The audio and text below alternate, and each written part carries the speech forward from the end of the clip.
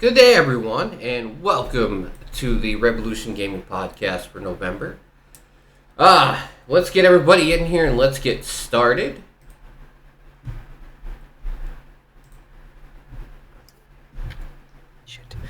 Shit! That is not the way we start this podcast. Do not say shit. Yeah, it's better. Alright, so, for everybody who doesn't know you already, let's try this again. Introduce yourself. We haven't done this in a while. You keep cutting in and out, by the way. Me? Just a little bit. It's only in Discord. I have no idea why. Strange. But anyway, yes, you need us to introduce ourselves. Yes. Yeah, we forget to do that like almost every month. Yes. Because Like, they know who I am. They can Huh? see me. They can see me. Fine. They call me Silvertrigger. I hail from the land down under. Just kidding. I hail from the UK. Okay. I am like an RPG fanatic, I guess. I play a lot of RPG games, but I'm well versed in most genres except for racing and platforming. And dance games. I don't play those. Period. So don't even ask.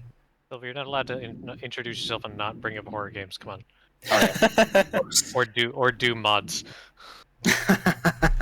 Yes, I am an avid seeker and hunter of horror games and Doom mods in particular, but I also delve into Duke Nukem mods as well. The good old Duke Nukem 3D, mind you, not not the piece of shit Duke Nukem Forever. But anyway, then besides the point, there you go. You're not wrong, Ava. You're not wrong. Alright, next. I guess I'll go next. All right. I'm Murmitch. I do a lot of VR games, and I used to do a bunch of crappy games, and sometimes I still do crappy games. I was really hoping for the Pumpkins review. I'm really disappointed. Elevated. I'm really disappointed we didn't get that full Pumpkins review this month. Oh, I also play VR games too. In fact, Wow. that's one of the podcast groups to actually delve into VR games. Yes. There you go. I have not been drawn in by VR porn yet. So Shut up. I own no such games in VR, and I can show you my library. okay. No, he's just saying that's what would get him into VR. Yeah, I said I have not been drawn in by VR porn yet. No, Tim. No. I would recommend 3 games right now to play in VR because they're fucking awesome. Do you want me to do that now, or? Wait till I'm waiting for Ray to introduce himself first. I am Raythemartyr. I enjoy puzzle games and a little bit of strategy, some stealth, and whatever else seems to be the flavor of the month. Not the biggest fan of horror, but I could be convinced to do some co-op sometimes. See, that's fair. I am not a horror connoisseur either, but I will do it on occasion, depending on what type of horror it is. He could hide the VR porn. I know. He's got the Five Nights at Freddy's porn mod installed. Ava, it's fucking crazy. I've seen it. It's shocking. I don't own any of the the only VR FNAF game. What was it called? Oh shit! I actually forgot the name of it. Fuck. Well, isn't it on Game Pass? The VR game? Yeah. No. Every other game's on Game Pass. Yeah. 1, 2, and 3. Okay, well, enough about that. But now that we actually got through the introductions, this is great. But yeah, for people that don't know, we talk about the games that we played over the last 15 days because we do this bi-monthly now, and we talk about the games that are coming up over the next couple weeks that you should probably know about, and we do topics in between. But next month on December 1st, when you see this podcast, we will be doing our end of the year awards. That we have not, we have not planned or discussed. We have not planned or discussed ahead of time, and it's going to be great for me to make up these awards and then put them on the spot and hope they can answer it. Oh boy. Yes, where did the year go? Has Eh, Ray The defined effing his year name? ago, I swear we were Oh, talking God, about this you're in right. March. I mentioned this before. In respect to him, this year there will be an Air Razor Award, which is the game that we have spent the most time playing. So, Oh my goodness. Oh, so I please. approve of this. yeah, I Yeah. approve as well. yes. I dig it. So Air Razor will always have an award in his name on this channel and for the podcast. But as always, we start out with a joke game. So hit me with it. New York Rat Simulator. Oh no. New York Rat Simulator. Is it NY or actually New York? New York spelled out. Okay. 4 words.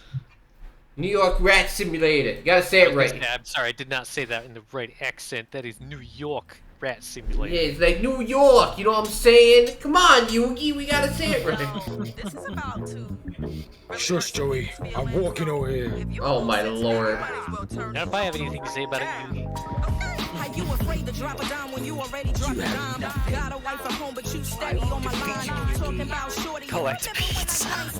Did I really blow your mind though? Nah. You got me. Oh no. I love the music. So I never gave a cookie Isn't up. it great? And that's why I got your wife on the line, man. And I hope she gets every single I mean, dime it looks like nope. Tell Well, me, they put their fist up. Oh my That is a god. gigantic rat. Oh no, is this just... Have you ever been to New York City? Have you ever played Goat Simulator? Because this is what it's... Yeah. No, you know what it looks like? Oh, we can get run over by cars too. It looks like Deer Simulator. Did anyone ever play that one? I got a code request in for it too. Man, how long ago? So It's coming mine to the is- Switch. Tim, my Yeah. joke game is Lone McLonegan, a Western adventure. Just like somebody just like beating off.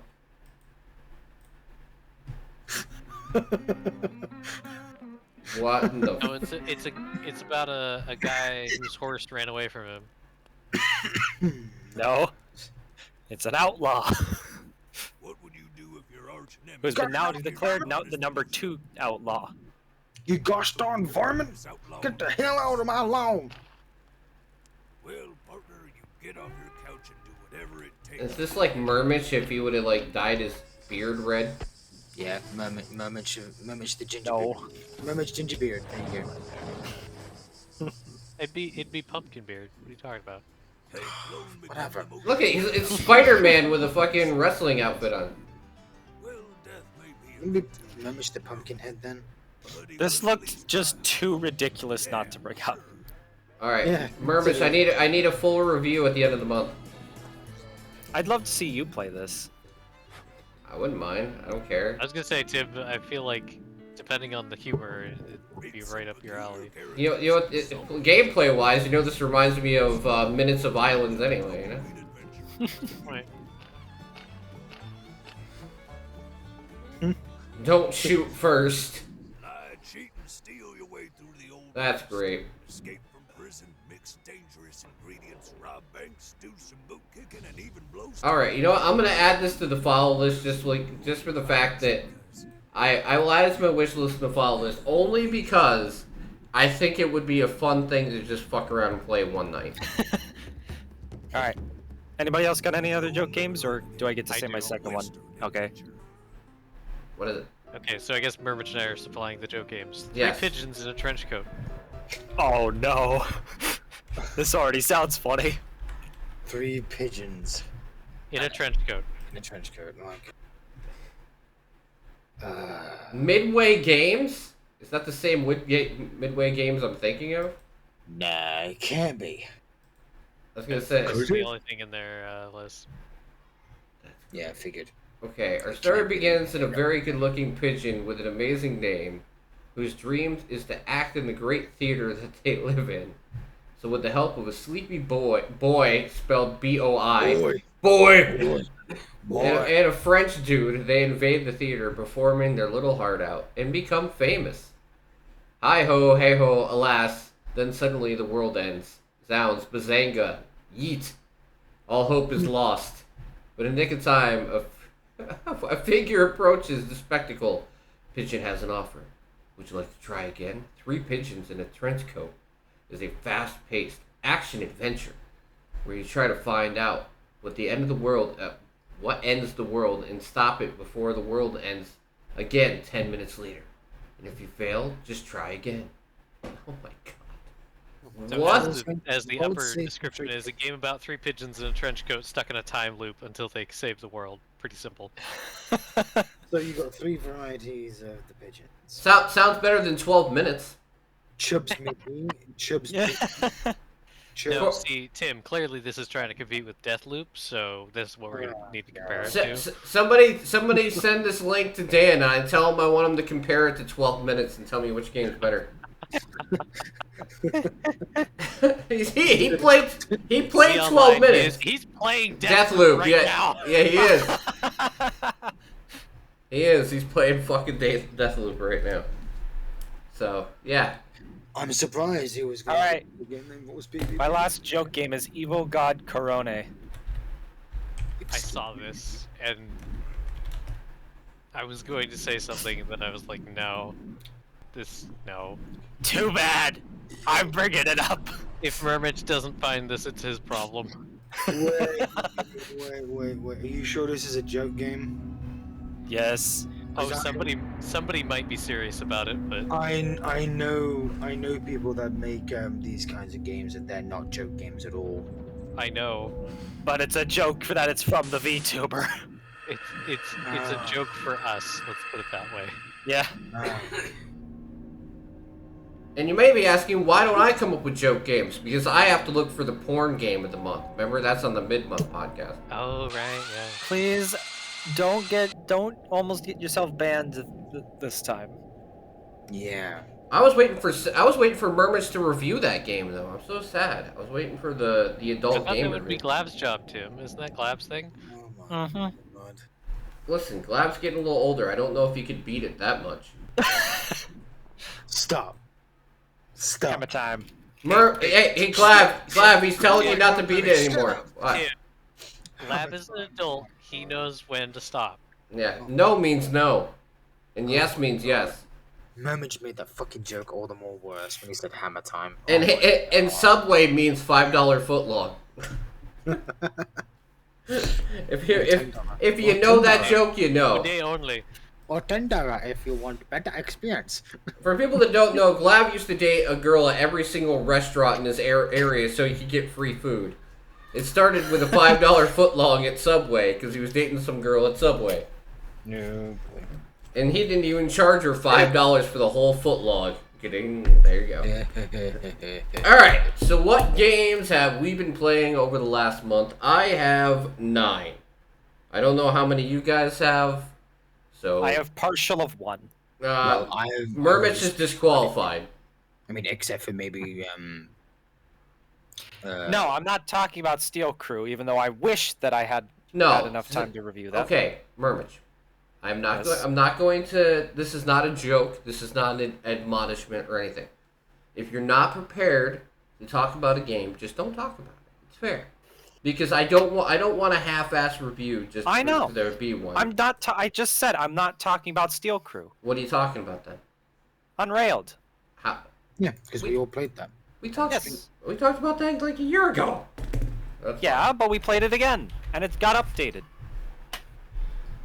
It counts. Okay. So who here wants to get railed? I mean. We'll fucking slap you. So yeah. So Then we can get unrailed. We played Unrailed together. It's a great game, and for doing such a good job, they gave me another key for the game to give away. Yay! So we can play it again sometime. I'm not even kidding. I sent them the footage and they sent me another key. So Appreciate it, It's guys. not a fun game. Yeah. It's It is a very really fun enjoyable. Yeah. Even if we failed. As we yell at each other, get the bucket, get the bucket. so we're Get the gonna rails! We're gonna crash! we're gonna have to have either Ava or Jess play next time so it can be chaos. Oh boy. Oh god, But that'd be. don't forget, there's also like a kind of like a PvP mode where you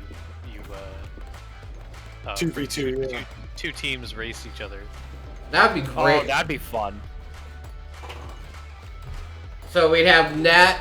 Oh, wait, is it 2-on-2 or is it 4 against 4? I think it's 2 on. It looks 2-on-2. I was gonna say it'd be amazing if it was 4-on-4. Imagine us four against like Ava, Zoe, Jess, and Nat. Continuing to update this, that would be the next thing. Try and add more players. The most chaotic session you can ever get. You have to make the If they levels could get more big, players, oh wow. You'd have to make the levels pretty big if you wanted to do 8-player fucking 2 teams of 4s. Or you do a race. Yeah, but as I said, Yeah, the that's what it levels is. have to be big. No, I'm talking about like you don't even have to be in the same game. Just do a race. That's true. You could do that. Great. Now I want to freaking do a stream where it's just the 4 of us playing Unrailed, but it's two for each of our teams. Oh god. All right, fine. Put something on the line. What do you got? Oh god. Well, I don't know. I pick Ray. I was thinking of just putting it on like a randomizer of like all 4 of our names and just hit the button and just kind of Shuffle the teams. Yeah. Yeah, I guess Him and Murmitch on a team. They try to kill each other the whole time. That's great. That'd be great. Just throwing him in front of the train. Me and Ray never intentionally try to kill each other, so you know we'd not smooth sailing.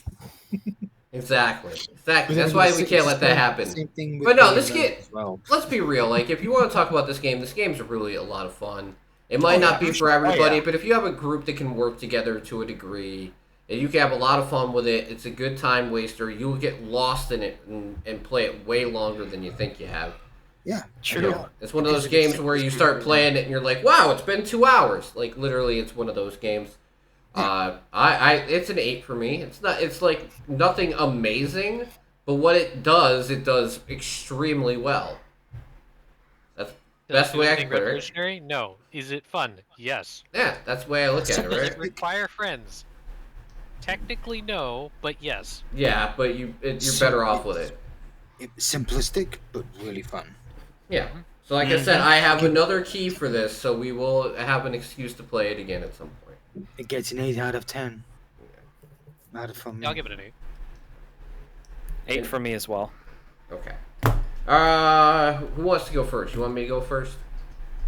I think you have the most games, so go right ahead. Okay. So I'm gonna I do think I only have one. because I'm gonna do this in like the order that I played them. They always run. So we talked about this last time, and I ended up giving it a try. And it is one of the weirdest games that I have played in quite some time. And that's saying something. Indeed. The combat is based on button presses and the right trigger. So, like, you control 3 extremities with button presses, but your cybernetic arm that is attached to your back, you have to use the right trigger, the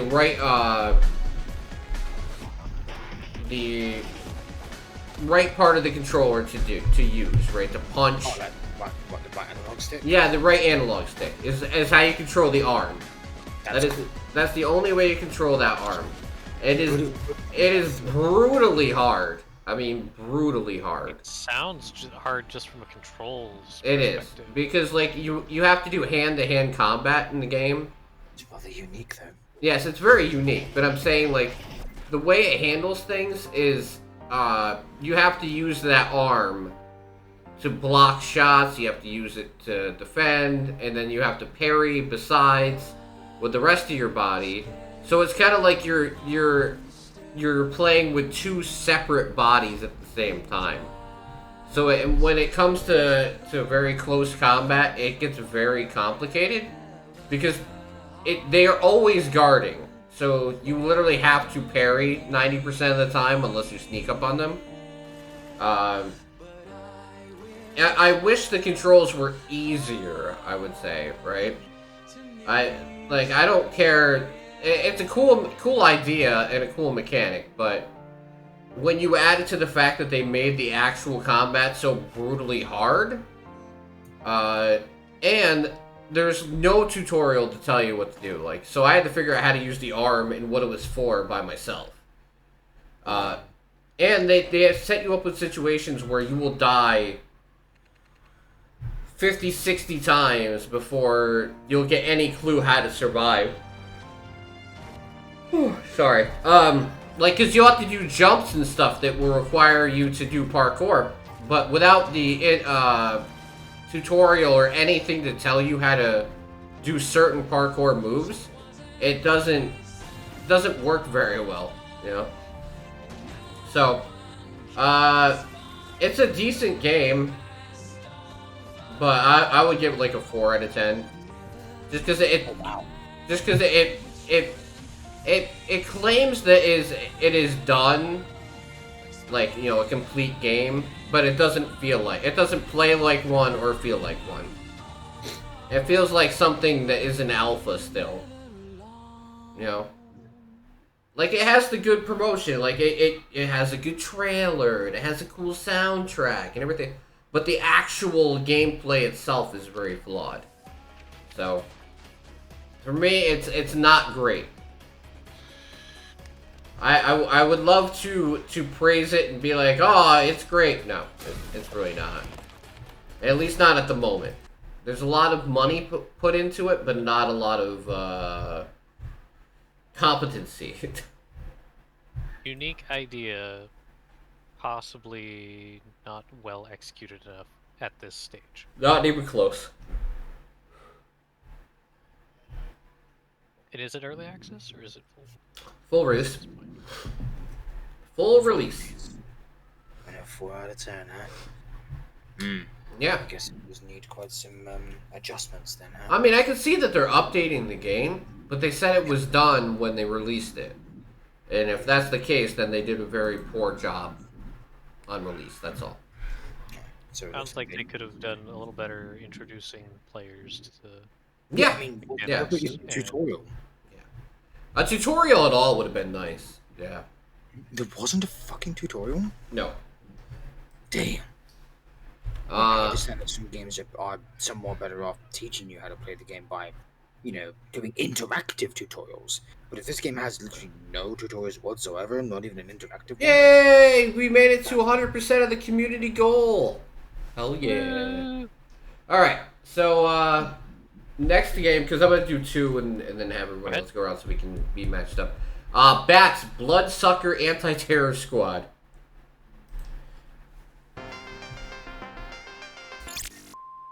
You want to talk about a weird-ass fucking game. It's not bad. This is also another brutally difficult game, too, though. Oh, yeah. Did you mention this one in the previous podcast, or...? Yeah, I did. Bats. I did this all on a coffee in Indy. It was like the most brutal fucking coffee in Indy I think I've ever done. Like, it was one of the least viewed streams I've ever done in a long time. And all the games were so difficult. I swear to God, I've never wanted to, like, just shut off a stream more than my life. Wow. Because all these games where I'm like, they're gonna be fun. They were all brutally hard and not that great. So it was like, ugh. That's a shame. Yeah. So, So, I mean, it doesn't look like it would be bad. it's not terrible. But, okay, here's the actual gameplay on this frame, right? Forget the trailer. The trailer doesn't mean shit. So basically what you're doing is you play as a vampire who goes around and tries to rescue people. And as you rescue them, they become part of your group of the anti-terror squad. And each one has their own unique ability and everything else. Problem is, they ramped up the difficulty up to 100 when it probably should have been at 10. So like even making it through the first level took me 45 minutes. It's and like I said, I don't understand. Like, I'm not even bad at these type of games. I just don't understand why they made the choice to make it so fucking hard. Like, okay, I understand get good or whatever, right? But I'm not bad at these style of games. The game was just incredibly difficult. I mean, to the point of nauseum. I don't get it. Like, I don't want to talk shit about a lot of indie games, and I try not to, but these first 3 games that I'm going to talk about, there is nothing redeeming about any of them. I would not recommend that you play any of them. And they weren't even fun. Like, at least if they're fun, I'd understand. But this game's like a 3. Like, the controls were very laggy. The difficulty was unnecessarily high, which I don't usually complain about. I like a challenge, but it was ridiculous. The music sounded like something from an Atari 5600. What can I say? It just was not good. I know, this is very strange for me to talk so badly about games, but it just wasn't good.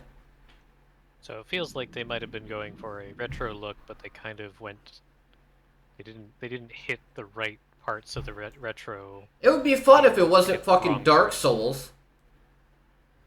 You know, like it feels like a Dark Souls fan decided to make a 2D fucking action adventure game. You know what? This shockingly would make a good segue for my review, but not right now. But Tim said he was going to do 2. So Yeah, this yeah. This would actually be a good. Okay, yeah, go ahead. But mine's a 3 out of 10. Don't touch this game with a 10-foot pole and Unless you like Dark Souls. and murmitch If pushing. you like Dark Souls, then And by all means. Okay, so what is it? A-L... What is it? I-S-A? Alyssa, yeah. Lisa, yeah. Oh, you actually wanted to... you want Yeah. me to go through with that? Okay. Yeah! Yeah, it's like, if it's a segue, go take ahead. the segue. Well then. Okay. Speaking of Dark Souls, yes, although this game may not even look it, this actually does have some Souls-esque gameplay to it.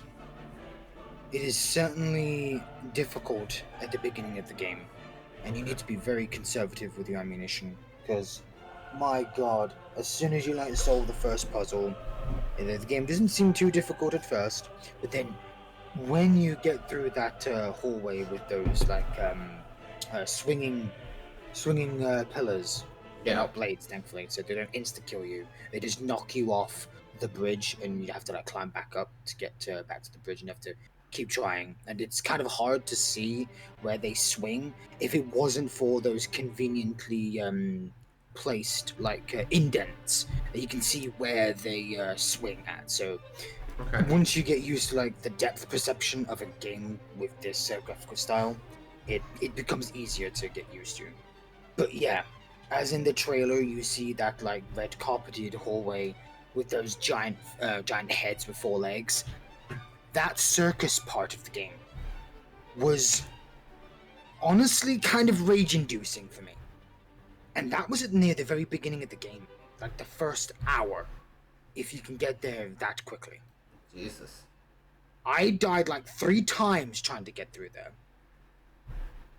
And I didn't know which way to go, so I went to the right corridor and died instantly to a giant motherfucking monkey doll. A monkey doll? Okay. 10 out of 10.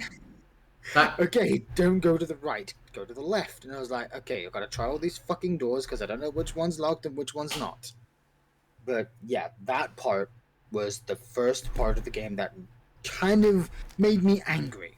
Didn't piss me off Quite yet. as much as 2 of the boss fights in the game. Holds temper. But yeah. So, after that, the game finally started getting a little better, a little easier once I started getting some better weapons, because you have to kill the enemies to get a currency, which are called tooth wheels, which are more like smaller cogs that you can use to buy equipment. That's why it has a bit of a Souls-esque kind of gameplay, because there's a shop where you buy weapons and outfits to basically arm yourself with, and you can carry 2 weapons at a time, so you have a loadout system that you use a wardrobe in each of these save rooms to switch your gear on the fly. But you can only do that within these save rooms, and they are quite distanced, far in between. The first 2 are literally 2 opposite ends of the first floor. or well, one's on the second floor, and one's on the first floor, but like really far up to the northern end of the circus area. And okay, and as for the enemy designs, they were pretty cool. They were unique in their own ways. But those crawler enemies, I fucking hated those fucking crawler enemies. They were kind of too fast for you to aim with. Because I used controller to play the game. Because I was Okay. like, okay, I tried keyboard controls, but I can't do that with this. With Resident Evil 1, 2, and 3, it's easier to use keyboard controllers, shockingly. But I still use controller with them. Okay. The fucking crawler enemies, because of the way they move, and they can like jump at you to stun lock you if they hit you too much. They can be very irritating to deal with. The game definitely does need some sort of auto aim, but I'm not sure if the developer is going to actually implement that kind of thing. Maybe he suggested that maybe he would do it like in an easy mode. I'm like, I don't want an easy mode for this game. As angry as I got for the boss fights, I don't want an easy mode. You want New Game Plus? No, well, yeah, there will be a New Game Plus too, but I'm not going to play the game on easy difficulty because I'm like, well, I've got all the shit that I've got from the. What I completed the Well, game. easy because if they're going to do speed running. True, and they will also. He also is going to add like different endings for the game as well. Because I'm like, okay, so does that mean you'll have to play the game from the very beginning all over again? And it really depends on what like actions you take, I suppose. I don't know. It depends because there are certain points of the game, like maybe one or two for now, that can change the course of a boss fight. Like I had a choice where I found a hooded doll that I'm not going to reveal what she does or who she was Okay. because it's kind of a spoiler for the story actually. But you can either choose to save the doll by doing like a little wave mini game by fending off dolls to get the leg for the hooded doll, or you can shoot her once and kill her and just take whatever she had on her. She would have left like a note telling you something that I can't reveal because again spoilers. Okay. And then not long after that, you'll encounter a boss. Now, if you killed her, you would have to fight the boss by yourself.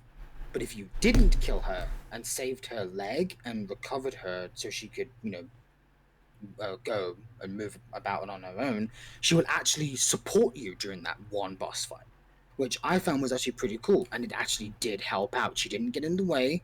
She actually distracted the boss at several times, which allowed me to get a couple of shots in and actually, take less damage than what I probably would have if she didn't act as a useful distraction. Because she couldn't die, or at least I didn't think she could die. So that was a very helpful, and I think that was the only reason why I managed to do that boss fight without any rage-inducing moments. But then came one of the later bosses, and that final boss. Murmitch can tell you that I got very angry and frustrated. I got loud. Oh boy. Oh yeah, he was like literally roaring loud last night. I felt like punching something. But as with another boss, it was the whole third time's the charm kind of rule. Okay. I wish that didn't happen twice in the game. Not once, but twice. But oh well. I guess I kind of effed up during one of the boss fights, especially the one before that. I didn't dodge the enemy's attacks well enough, so it was on me. So I had to do that one 3 times as well, and then I had to do the last boss 3 times because that second time, the bastard kept stun locking me and like pushed me towards a wall, and I could not get out of the way because he kept hitting me as soon as I got up to my feet, hits me, knocks me down. Because that boss, that final fucking boss, is the only boss in the entire game that literally every attack knocks you down. And also it can fucking heal itself, and it can spawn minions. But if you damage it enough, you can prevent it from healing itself and summoning minions to pester you. And it spawns the crawler enemies. And I would have made the boss fight even worse. Can I ask a I question? managed to do it. Yes. So for somebody who doesn't know what this game's about, what would you compare it to gameplay-wise? Would it be like a Resident Evil? Would it be like Silent Hill? would be like, what is something you could compare it to, so people who may be looking at this game and going, well, that sounds, horrifying, but how does it play? How does it work? Okay, so it is compare it to like a hybrid of classic Resident Evil with, imagine like a Dark Souls with guns, kind of. Okay. But in the sense of like classic, like mid-90s Resident Evil games. Imagine like that. So the visual style of early Resident Evil, gameplay style of like Dark Souls with guns. Yep. Okay. Pretty much. Okay. But there is like a melee weapon you can use, but I've never used it because I didn't really find the appeal of letting enemies get too close. Yeah, I could say that would probably be a bad thing if the game's difficult. Although the saber does attack with a decent attack speed, but I was like, no, I'm pretty sure there's enough ammo in the game that I can acquire somehow and try to make my way through the game, and I managed. It took me, let's see, I think it was like just over 7 hours to finish the game. First playthrough, completely blind except for the beginning part of the game, because that's exactly the same as the demo. If you play the demo, you would already know, like, the beginning half an hour of the game. You would already know where to go, what puzzle to do, what to do with like the blocks, and how to get the key to get access to the first part of the actual game that leads to the circus hallway. Yeah. So that I managed to get through pretty quickly. All right. So what do you think overall, Silver? Despite my gripes, and despite just very, very few bugs, I had very few bugs, no crashes, no glitches of any severity that spoiled the game for me. Despite all that, I'd give it an 8 out of 10. Okay. And I fucking love the game. Despite my anger, despite my frustration, I loved the game. Well, It's because I'm a huge fan of steampunk-styled games, and this actually does have some steampunk aspects to it, despite the fact that it's based in like the 1920s. yeah. So you can tell with the aesthetics and the fact that you play as a character that's within the French Royal Army. Okay. So you're not British, but you're French. Oh, and the voice acting is very cheesy. Very cheesy.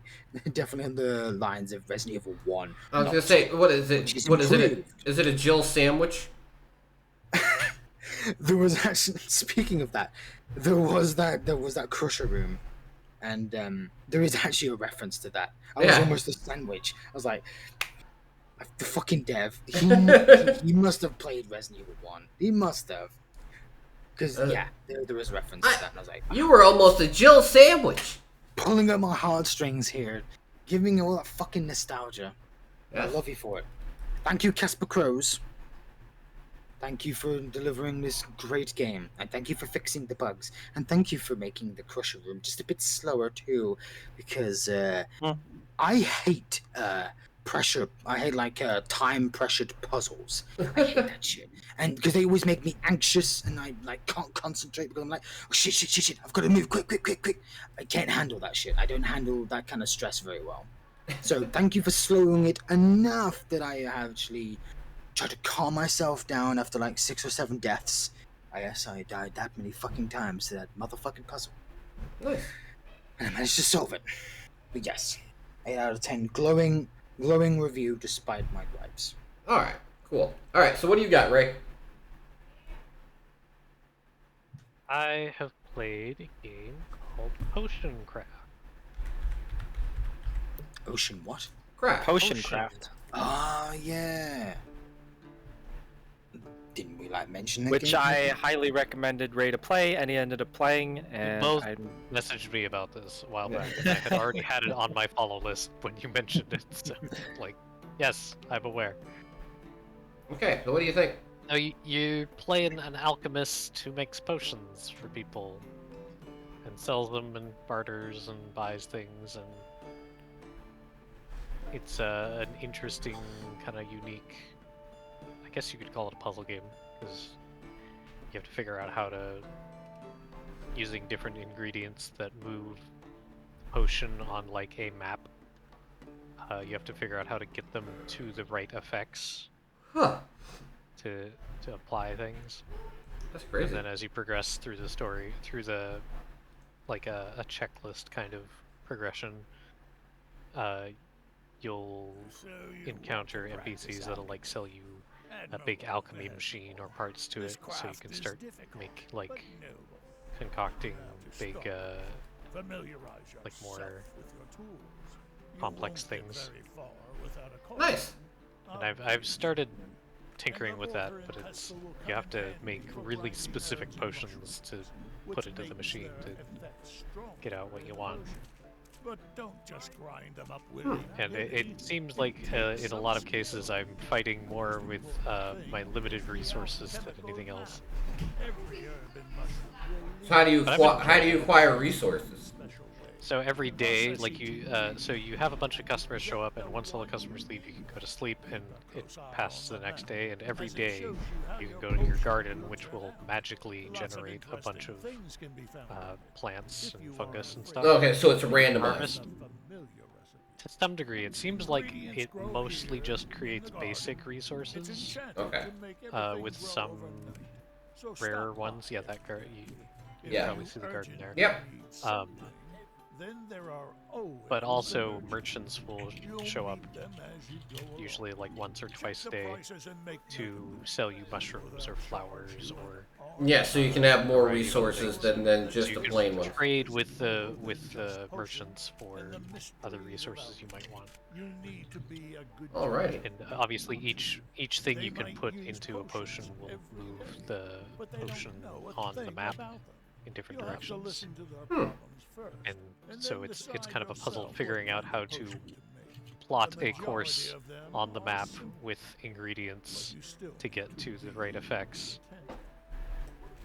for each potion, and then in a lot of cases an NPC will ask for specific things. And if you make stronger potions or potions with multiple effects, you can get more money out of. Yeah, it uses the scale based on what it actually does. Yeah. Well, the starting price is based on what's like how strong the potion is and how many effects it has, and then you can barter From there. with that little mini game Okay. to raise the price by I think at most 30%, because it also has like a simple skill tree progression of like you have how much vision of the map you unlock when your potion meets the like foggy areas on the map. Another one that puts random experience nodes on the map every day, and then there's the base trade price, and then the last one, which is bartering, will raise the percentage of price difference you can get from bartering, and I think the max is 30% right now. Nice. Alright, so what do you think? So it's in early access, so we usually max that at 7, and I think it's got quite a bit of potential. So I think it's definitely got a 7 now. I'm very interested in the kinds of things they plan to add, because there's a few tabs on the menu that it specifically says this is in development, so Yeah. wait, look for more stuff. But so far it's pretty fun if you just kind of like a little relaxing, almost like a little sandbox game. You don't even really have to mess with the customers too much. I think you have to go through all of your customers every day, but Before you can sleep. The only downside to refusing a customer is you lose reputation, and that kind of affects your progress in the story, sort of. It's not really like there's a serious story. But you kind of unlock more, like merchants will have more stuff the higher your reputation is. Nice. I'm afraid we need to grind it before we add it to your Well, alright. And there's also some like customers that come, and it's like, you know, there's the thief who's like, I need to get through a lock. Can you give me a potion that'll help me? And if you do help him, you actually like get evil reputation. Ah, okay. Whereas if you deny him, you get like good reputation. Yeah. So I don't know what the. I don't think that system has any use at the moment, but it does keep track of that, which is kind of interesting. So which is something they're probably gonna add down the line, be like a morality Maybe, yeah. fucking And system. it could also be that it just affects the kind of customers you get, because I did Possibly. notice that in some cases when I would like help somebody who was doing nefarious things, I'd start seeing more nefarious people show up. Yeah, because they tell their friends and their friends tell their I guess friends. that makes sense. Yeah. Yeah. That makes sense. But I'm glad it seems good, and a 7 out of 10 is the max we do for early access anyway. So that's a pretty glowing it's good so review. far, and has a lot of potential. So looking Awesome. forward to more. Awesome. All right. So next one I got is another one of the not great, but this one's all right, I guess. Is Hell Blasters, which is a shmup. Oh boy. Now, I do not. To clarify, I really like shmup games. I really do. This particular shmup game, not great. Because it has a story mode, but it breaks the levels up into segments that are about 45 seconds long if you play on story mode. And I don't know why they did that, how they could possibly think that was a good idea. But if you play it in arcade mode, where you play the level in full without interruption, it's fine. It's a perfectly serviceable, shmup game. Is it anything crazy? No. But I mean, it's what? How much is the game? $15? I'd be really hard pressed to recommend this game for $15. So it's a bit thin for a $15 shmup. Yeah, I mean, I have shmups that I paid $2 for that are better than this. Like, it's not okay. It's not a terrible shmup. It's not a good shmup. It's like a middle of the road shmup, which unfortunately is not worth that much money as it is, because shmups are usually consist of like 4 or 5 levels that you blast through on varying difficulty levels, but on a content standpoint, normally shmups are pretty short. So I will say, Complicated game. I will say that if I was gonna rate this, it would be a 6 because it's an alright shmup, right? But on a value standpoint, I would say don't buy it because it's not worth $15. So I guess my review Wait is. for sale. Yeah, wait for sale. If it was half the price, if it was $7.50 or something, buy it, right? But for $15, I can't justify that. I really can't. Or I'd recommend R-Type instead. I recommend anything else instead. Wait a second. Okay, I always go back to this one. Oh, hey, bud. My son scares the shit out of me behind me. Oh, which, come on. I know you're giving me 7 ads, but is your pool of ads really that small that you just gave me the same ad twice in a row? Jesus Christ. Oh, that's bad. Okay, if I was gonna recommend a shmup, it would be this one. Yeah, real quick. Crimson Clover World Ignition.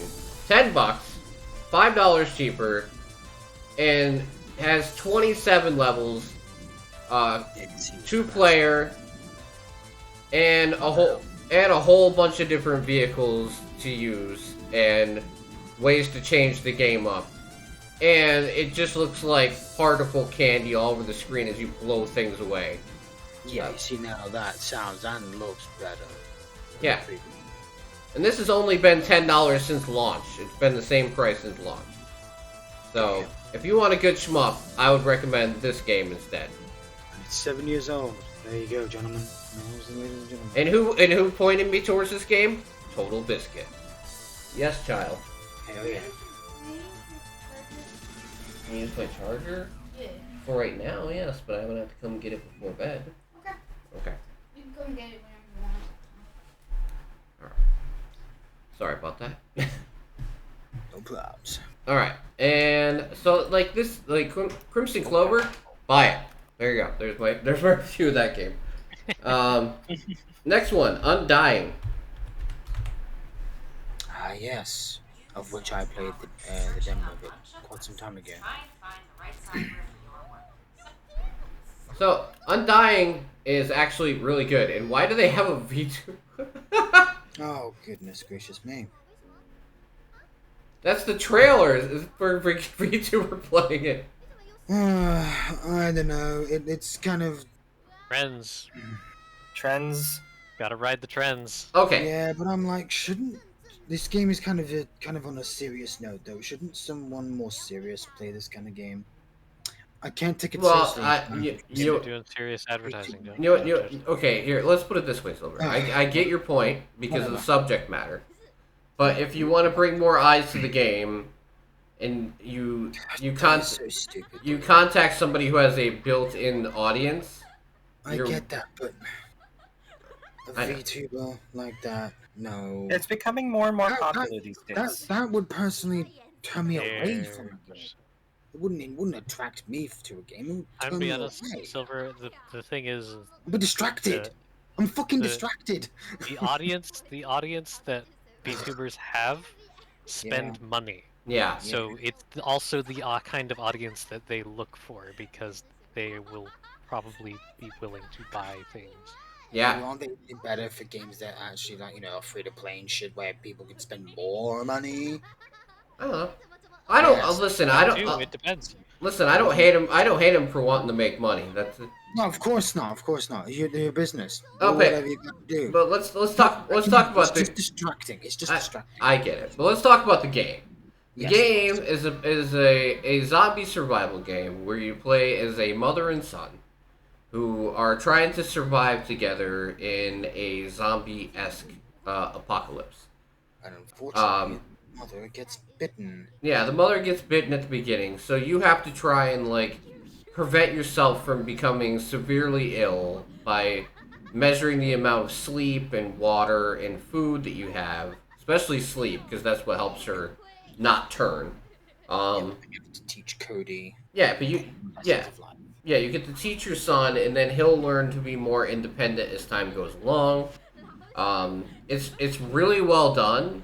I like It's very sad. It's very sad. If you're a parent, it probably hit you pretty hard in the feels. But I would give this game. I give like I know we don't do 0.5s, but I'll say it's like an 8 plus a little bit. It's not a 9, but it's good. It's a good game.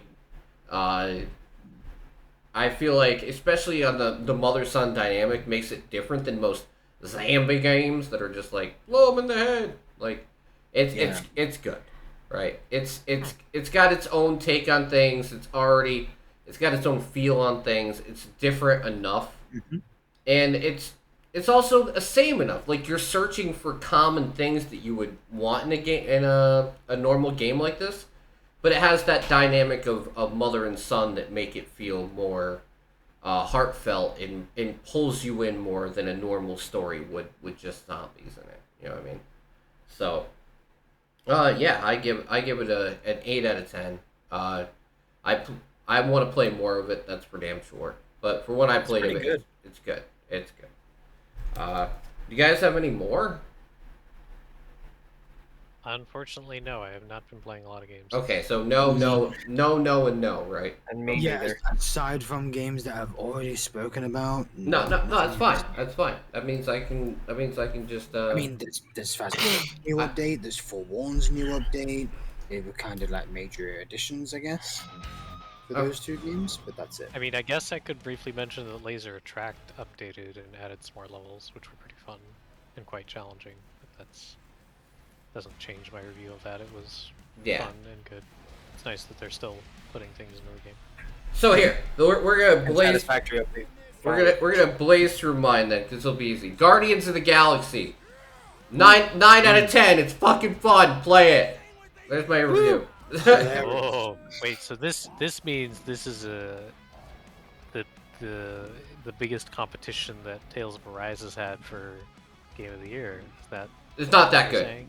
Not that good. No. No, Okay. because Tales of Arise is still better. It's better. It's better, and it's in a genre I love more. All right. Well, I mean, to be Giving So it you're, what a high you score. may so- technically be slightly biased, but yeah. your reviews still stands. Listen, actually, Tales of Arise still wouldn't be my #1 game of the year. Ooh. There's competition for Tales of Arise. You know what it's called? It Takes Two. Really? Mm, Considering that was more on the indie side. that is fair. It Takes Two is definitely. Remember, I gave It Takes Two a 10 out of 10. Oh, Yeah, you did, didn't you? Yeah, me and Jess played through the whole entire thing on stream together. It was a great one.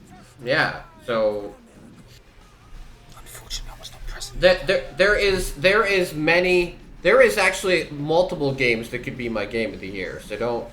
I know that I say Alright. Tales of Arise, but Tales of Arise Let's not spoil things. no, Tales of Arise is a JRPG, a really, really good one, and it reminds me of Final Fantasy X. If there's anything that could be pulling for it more, I would love to see it. So, okay, next one. Moonglow Bay.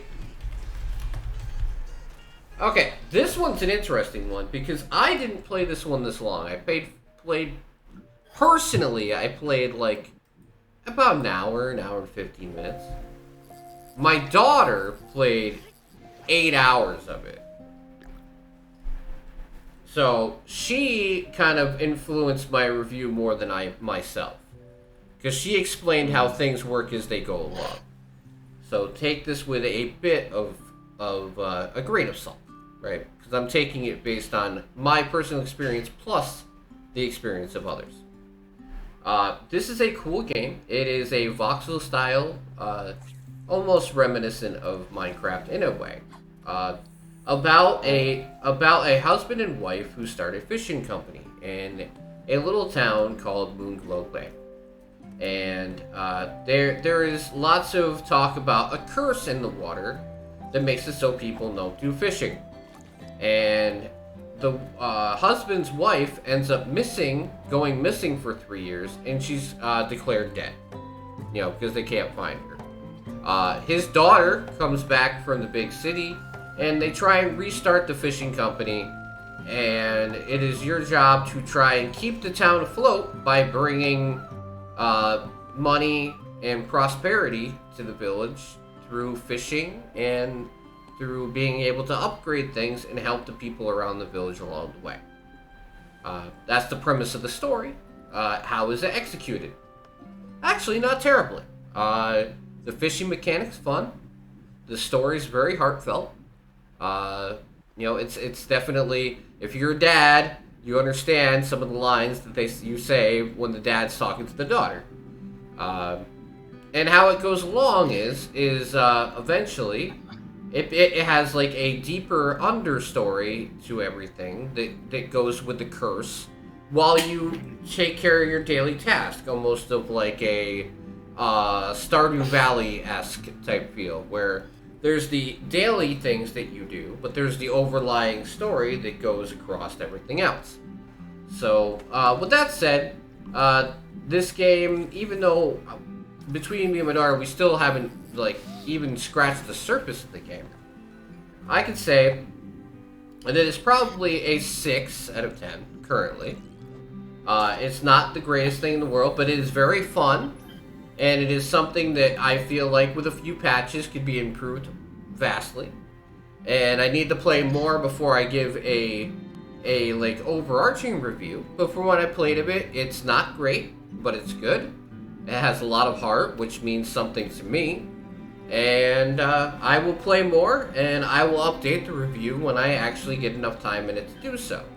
But from where it stands now, I would say if you have Game Pass, go ahead and play it. If you're, I would say hold off if you're going to spend the $25 to play it. But if you're on Game Pass, there's no excuse not trying it up. Fire it up. See if it's something for you. There, that's my review of that. That's simple. Oh yeah. Now we're going to the real money maker. At least because the dev stopped in while I was playing it, and I was so proud of myself. Bassmaster Fishing 2022. Welcome to the Bassmaster Classic. The dev showed up while I was playing this game. That's great. He was talking That doesn't to happen every day. he was talking to me and Silver and Ava. It was great. Yeah, I remember we were talking to the dev of the game. Dovetail Studios actually follows my channel. That was so awesome. Actually, for a fish game, it's actually really fun. I'm not gonna lie. I had a lot of fun playing it. You just drive around in your boat and go fishing. Not really much more to talk about. I mean, it's a fishing game. What do you think you're gonna do in the game? I mean, you can do tournaments, but I just got in a boat and went around and caught fish, and it was fun. The mechanics around catching the fish are easy, and there's something that you could do pretty simply. Catching bigger fish is not incredibly hard because as Silver, I caught some fucking monsters in the first 30 minutes of the time I was playing. So Some big fish. yeah, yeah, I'd recommend it to like anybody who was like fishing. Fuck it. Like I said, it matters how much you like fishing games though. Is $40 too much for a fishing game? I don't know. I played it on Game Pass. I'd be lying if I said anything else. But I did give away a $40 copy of it on Steam. So giveaway. It's not like I don't give away enough games, huh? I feel like that's all I do anymore. Today is another giveaway. Alright, so now we're going to talk about the stuff that I played yesterday. And that's the last two for the month. So we're going to talk about Gravewood High. Which, if you were around last night, you understand that the game is actually very creepy. And it jump scared me at least 4 times. Because fuck this goddamn game. Like, I thought it was something completely different at first. When I got offered the key for it, I thought it was more of like a, you know, a thing where you have to try and escape and that's it. No. Like, you literally go into the school willingly. You're looking for people. So, it's not like you're trying to run away. You're just trying to stay away from the teacher who's a homicidal maniac. The only thing I found frustrating is if you lose, the game will change the map around you. So, if you have a plan set up and you die, the game will immediately ruin that plan because the map will not be the same when you come back again. Other than that, though, it is spooky, it is funny, in a way, and it's actually pretty scary to get chased around by the teacher. Like I said, it's got a major, like, White Day vibe, Silver. You gotta play it. You gotta play it. Don't stay in a boring classroom. I even said it on stream. I said this is a Silver game. Our professional staff will be there to help. I certainly will play. Mr. Hyde. But it's a 7 out of 10 where it sits. I want to see, though, like, there's not too much content right now, because if you go to the announcements, it's only got 1 level right now. Let's take a look at what we've been cooking up. But that's like 2 hours of content, so I mean, it's not terrible. It's been reworked to make every run more unpredictable, dangerous. I have to say, it's worth it for what it is right now, because I think it's, what, 20 bucks? Smarter. $16.99? It's worth that. You'll have to do your best. Still say they should add co-op, though. That'd be fun. And we'll Yeah. run to see where And then, last one, which was the surprise, because I didn't plan on playing anything like this originally when it came to the holiday, but I got offered a key twice, so I'm not going to turn it down, is Sunshine Manor. Sunshine Manor is actually a pretty fun game. Horror game. Yeah, it's a creepy ass fucking game, but it's creepy in the way that's not. There's no jump. Well, okay, wrong. There's jump scares, just not your normal jump scares, because you are getting chased around by like this main baddie the whole entire time, kind of like Mr. X or like the Nemesis or anything like that. So you have to be on your guard. And you'll hear them coming up, like, in your headphones, so it's got, like, that tenseness when you go into a room and you hear a noise about it. But it's not, like, overarchingly scary. But I think from what I understand, I made it about halfway through the game. And it's pretty fun. You go around and you're helping exorcise people that are trapped and can't move on to, you know, either heaven or hell, I guess what you believe, or where you go. But they're basically stuck in purgatory in this house, and you have to help them move on by going over to the other realm and fighting off of these defenders of the realm over there. Whether it be like, you know, getting in actual fights, or in one case, feeding them so much food that they explode. Like I said, it's pretty fun. I will probably finish this game, I'm not gonna lie. And that's not usually the case with me, but I will finish this one. Because I'm already halfway through it, and I had a lot of fun doing it anyway. So this one, for me, since it's a finished product, this is an 8. This is an 8. Like, I would recommend that if you want to spend, like, it's $8.50 right now. If you want to spend $8.50 and have something cool and engaging to play for a few hours and have some fun with it and have a couple moments where you feel like it's a mind fuck, this is a perfect game for that. You know, I really feel like this is kind of one of those spooky slash tense games that's worth your time. Alright, so now that we've gotten through all the review games for the last couple weeks, now we get to talk about our topic, which this month I'm going to make it... Oh boy. I'm going to make it a little more difficult.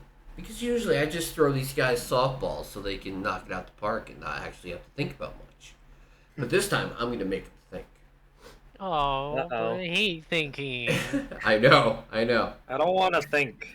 So, since we're doing all the awards next month, which I hope you guys will prepare for, because I will make sure to post a list of what the questions are going to be. And I'm going to post it for everybody in the Discord as well, because I'd like to hear your answers as we go along this month as well. Okay, here, I'm going to try and phrase this properly. What is the good or bad thing that has changed about gaming this year that you think is the predominant thing that you've experienced with the games you've played this year?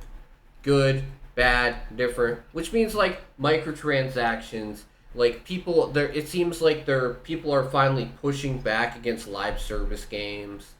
You know, our open world game is finally getting shit on appropriately for not actually having any effort and just creating giant worlds with nothing in it. You know, that type of context. See, I'm making them think. That is a good question. Well, even though I don't play Genshin, I was pretty happy to see players getting real mad about the whole anniversary thing. Yeah. Especially that. Well, it's my question though. Is like, do you think that players like it? You know, most people on the outside, if okay, let's say a casual gamer would look at a situation and be like, "Why are they complaining? It's a free-to-play game." Well, it's not really a free-to-play game because you understand that people spend a lot of money to play that game. Whether it's free or not, people are spending money to play it. Yeah. Well, even in free games, the way a free game generally is monetized is you can spend money to reduce the time spent in the game, but if you don't, you have to spend more time. So you either spend time or you spend money. And people have been spending a lot of time in this free-to-play game, even if they haven't been spending money. An entire year's worth of time. Mm-hmm. And sometimes a year's worth of time and money. Yeah, and you can't spend money to decrease the time it takes to do it. Considering how successful the game has been, players were feeling a little gimped with the lackluster anniversary awards, which anniversaries are supposed to be big things, you know? As a married man, I'm sure you understand that, Tim. Oh yeah, especially when your game's been as popular and successful as one has. And it was such a piss poor excuse for an anniversary, in my personal opinion. And of course, as a gacha game, people compare it to other gacha games, which at this stage, especially the well-established ones, have grand anniversaries where they give tons of things away. But I mean, mostly what Genshin did was put a bunch of raffles on their website for free advertising. Yay! and gave pitiful amounts of primogems. But even after the backlash, it didn't seem like they really changed a lot. They didn't give a shit. No, They didn't give a shit. not really. They did cave somewhat. We assume. I don't know how much is confirmed, but we assumed they took what was planned to be a paid bundle to go along with the concert that they put on, Yeah, and kind of gave us those rewards as For free. additional anniversary rewards yeah. to placate the. I watched the concert though. The concert was actually really nice. Oh, of course, that is one thing I will always praise MiHoYo on. They have fantastic music. Their sound department is top notch in Composers, all their games. fantastic. Yeah. Beautiful music. That does not excuse their monetization department making the worst decisions of all time. So I'm gonna Fuck them. I'm gonna get a hold of the Robo Quest dev and tell them that I want a concert when they release 1.0. Well, that is good, but I think they would need at least 2 soundtracks. At least. Yeah, I don't know how much money that would cost them. I don't know if it'd be profitable enough. Listen, I'm gonna send this whole podcast to the guys at RoboQuest. Hey, fucking promote your game. I love it. Please promote your game. To be fair, anything is better than nothing. So Yeah, promote your game. Sell the soundtrack. It is great fun. Yes, sell the soundtrack, please. Yeah, make it a deluxe edition and sell the soundtrack as a side piece. I don't care. Get your game out there. Get people to notice your game. I mean, Gunfire Reborn did it. There's tons of people playing it, and it's coming out of early access in like a month. Okay? Like, there's no excuse. RoboQuest is a great game. I would almost say it's better than Gunfire Reborn. Almost. It's faster paced. Yeah. It's more. Gunfire Reborn is a more complete package. Yeah. But RoboQuest just feels. well, to be fair, Gunfire Reborn's almost out. Like they're coming out of. Yeah, but I'm talking about even when it went into early access, it was still further along than RoboQuest. Because RoboQuest is like they have the gameplay there, which makes it by proxy for me better because the gameplay is all set, and they're just adding everything around it as they go. But I'm just saying, like you have the perfect gameplay, you have a bumpin' soundtrack. You have like fast movement, really good guns, everything else. Promote your fucking game. Okay, but what's your Silver? What's your defining moment of gaming in 2021? That is that's rather hard to answer, to be honest. Despite how much I pay attention to the gaming industry in general, You want mine? a lot of it has been middling to rather shitty throughout the year, especially with Cyberpunk 2077's release and its rather lackluster updates and their you know what, fucking roadmaps. What the fuck has roadmaps become this year? There's been so many freaking switcheroos and all that shit with roadmaps, especially this year. Well, Like, unfortunately, devs have now had like a cushion now, where they just blame everything on COVID. Even if okay, I know this is such a subject, but listen, you can't if you released a game during this period. Okay, if you released it beforehand, I get it. Okay, right? Like happen to make workspace changes during production or when you're trying to release updates. I get that would be very hard. But if you released your game during this period that we're experiencing right now, right? You should, and you make a roadmap. You can't go to your roadmap later on and be like, due to the fact that we work from home, or due to the fact of restrictions due to COVID. Like, if anything, the restrictions have actually lessened in most areas. So, just admit it. That's kind of like falls into mine, though. My thing is that I'm kind of happy that companies are more willing to just delay their fucking games now. Here's a tab and a shout out coming up. Thank you, Spock.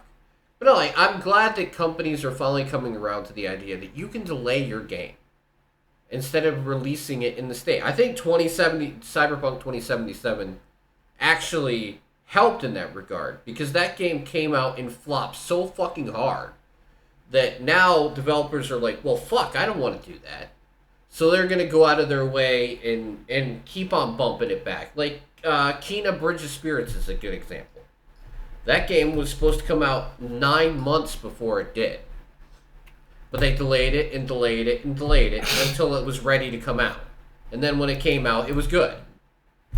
But if they would have released it 9 months ago, what shape would have the game been in? Or Dying Light 2, like, it just got pushed back from December to February. Like, yeah. Same thing with Shadow Warrior 3. That also got delayed. Yeah, and they made a trailer picking on themselves about the delay. That's what I like about Devolver Digital. Yeah, but I'm saying, like, I think that is the thing I've learned this year, right? Is if anything, Cyberpunk helped the gaming spectrum by making people understand that delaying a game is not bad. Because Cyberpunk should have been delayed, like, way back, if you think about it. I mean, like, it should have not even came out yet. Right? Yeah. In reality, it should have been, like, coming out in holiday 2022. Considering they said they had 7 years of development, and I'm like, that doesn't look like 7 years of development to me. But... No offense, But, you know what? Gamers can only fucking blame themselves for this one. When every time the Cyberpunk got delayed, people were so fucking pissed off that they just, like, they're like, release the game, and then they release the game and it's fucking shit. So here's what I say: be patient. If the game needs to be patient, if the game needs to be delayed, let it be delayed and come out in good shape. Yeah. Don't fucking badger the developer, you know, give them death threats because they want to delay a game. Yeah, Sorry, especially on PC, which this podcast is primarily about. There is games coming out every fucking day. There is no if let's say, okay, I'm excited about Badger, Mushroom. What the fuck? Like, no, but like, hey, for me, right, okay, let's say Tales of Arise is a perfect example. That game got delayed for 18 months. 18 months. And I was like, well, that sucks. And then I didn't hear about it for a long time, and then it came back around with a trailer, and I'm like, wow, I still gotta wait another 8 months for that game? And it came out, and it was great. So, how about this? Just find other things to play, other things to do. The game will come out eventually, and if it's good, it's good. But if you rush it, and it comes out and it's shit, then you're in like an Outrider scenario, where it comes out, and it's terrible, and it doesn't matter how much you patch it, it's still going to be known for being terrible. Or that fucking awful D&D game. Because as a late developer once said, worked for Nintendo, that Kojima, was it? No. He said that a game that comes out bad is forever bad, but yes. A game that comes out as later is forever good. Yes. But that's not always the case. No, but that's the point. At least it's got a better chance. Like, when a company says, like, we want to take more time to polish their game, it might just be a bunch of bullshit. They might just want to strategically move around their game so it has a better chance to sell. But on the other hand, like, if they're actually taking the time to polish their game and make it so it's not going to be a raging pile of shit when it comes out, you know, we can respect that, right? Hey, how's it going, Gleb? Because even if you judge a developer from their previous actions, like, CD Projekt Red, Witcher 3, amazing fucking game. But they've had practice with The Witcher 1 and 2. They made improvements with each release. And then they came out with Cyberpunk 2077, and we wonder what the fuck happened. D&D is great, Glab, but the D&D game that came out this year was awful. D&D Dark Alliance. to Cyberpunk 2077. How the fuck did this happen? That's the biggest question. Well, one they put the game on a pedestal because of Witcher 3, so they thought that CD Projekt Red couldn't do any wrong. Yeah. I mean, and look at even now. You want to talk about delays and roadmaps? They delayed it so all the patches now, or the upgrades for people they promised would be free, aren't coming out until 2022. So like, an example. Oh, sorry. And the DLC and anything else. So like the base game isn't even fixed yet. The only thing they've added for DLC is basically cosmetic shit, and they haven't put the upgrades in. Like you're gonna have the definitive edition of Cyberpunk 2077 in maybe 2023, 2024. Seems like it, doesn't it? Yeah. Well, let's be real. I mean, I know it sounds funny, but it's right. Like it's funny because it's sad. Yeah, I mean, like, it probably... Cyberpunk will probably be, like, fully done and patched to where they feel happy with it by... It'd be like another No Man's Sky. Be like summer of 2023. The thing is, I don't want another fucking game that's, that goes through the same shit as No Man's Sky did. I don't fucking want that. Why in God's name can't you just fucking make a game, work out all the kinks... Then fucking release it. Because people were patient. Fucking hell. Look at Elden Ring. Elden Ring was the next thing after Cyberpunk. Like everyone's like, where the fuck is Elden Ring? Like delayed. I'm like, who the fuck cares? Like play whatever until it comes out. Chill. It's like with another studio, Larian Studios. Ever since they made Divinity Original Sin, and afterwards. They've been great with their, with their games' stability and performance. Mm-hmm. So, why can't other studios, follow suit? Because that be fucking better. Because bullshit starts at the top. Yeah, yes, it fucking does. Fucking executives. Like they're the ones that make all the fucking just because a game comes out and it's bad doesn't mean the developers who made the game are awful. Of course not. It might be the lead designer who just doesn't know what the fuck they're doing. They do what they're told. Yeah, exactly. Mostly not what they're paid for. Yeah. Okay. Do what they're told. So, but anyway, Ray, do you have anything to put in there? Because I know you're the only one that didn't answer. I mean, you guys have already taken all the good. I'm sorry. Sorry, Ray. It's just that. It's just the roadmap thing. I noticed. No. You guys have all made good points, and I agree with most of those. I don't pay a huge amount of attention to gaming news anyway, so totally understandable. Because I think it's you guys did a good job covering all that. The last. And I do agree, Tim, that you said like a lot of this is players' shoulders for getting too hyped up about new releases.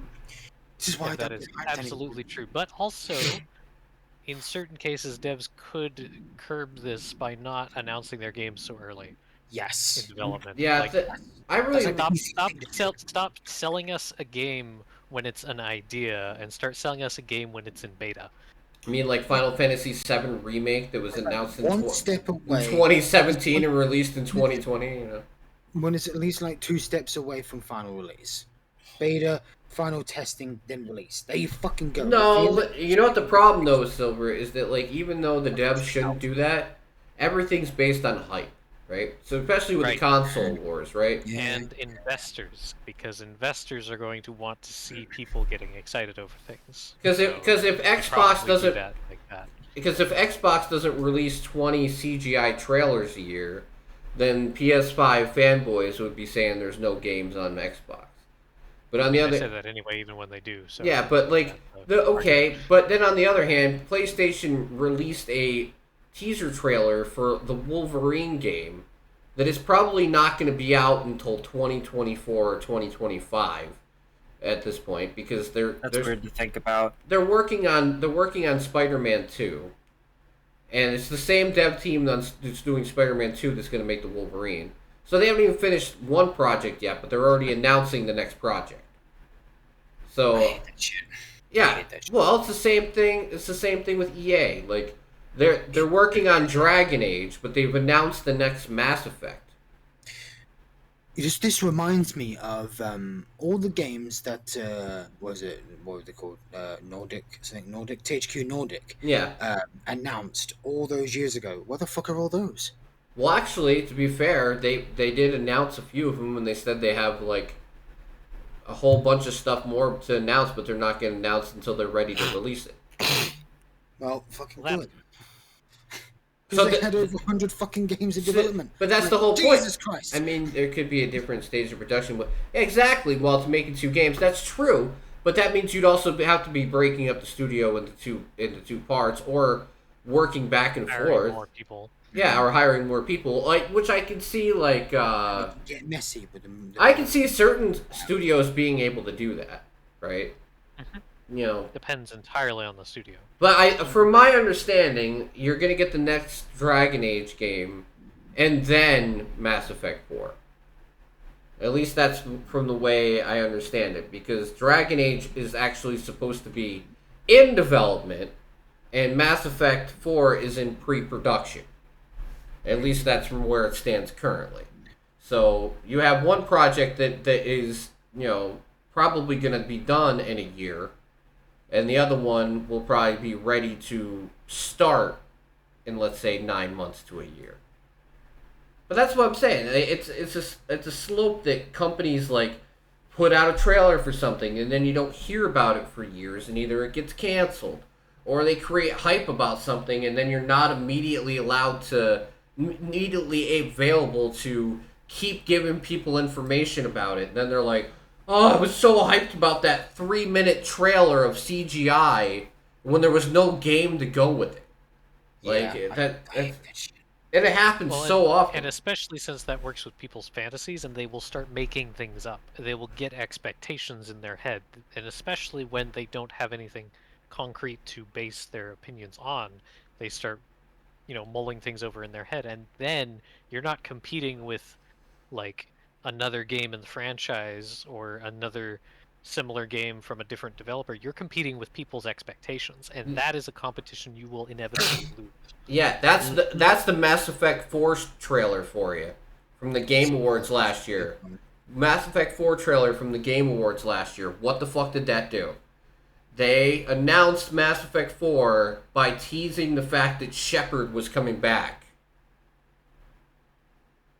Yeah, If they don't do it,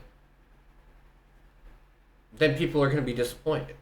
Well, it's not just that. If they don't do it right, because as soon as they put that out, people start thinking, people start theorizing. They start And think about how And long it's going to be before the game's less information out. they have, the more fantasy they're going to incorporate. And that's what I'm saying. But think about how long it's going to be before that game's even out. Hmm. They got way too much time to sit on that information. Oh yeah. And All right. We've had lots of time to theorize about the ending of 3, so there's Exactly. a lot there already. The three colors. But Maybe all, they'll add a 4th. that's what you get for thinking. I know, right?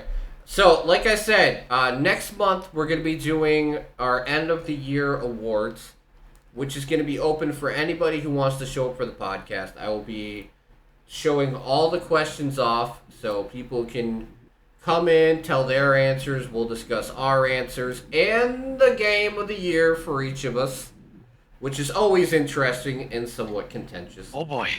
Yeah, That's gonna be hard. I remember mine from last year, but I don't know what I'm gonna pick this year. I don't know. I guess we have to wait until December. I'm gonna find some really obscure indie card game to make Dan lose his fucking mind again.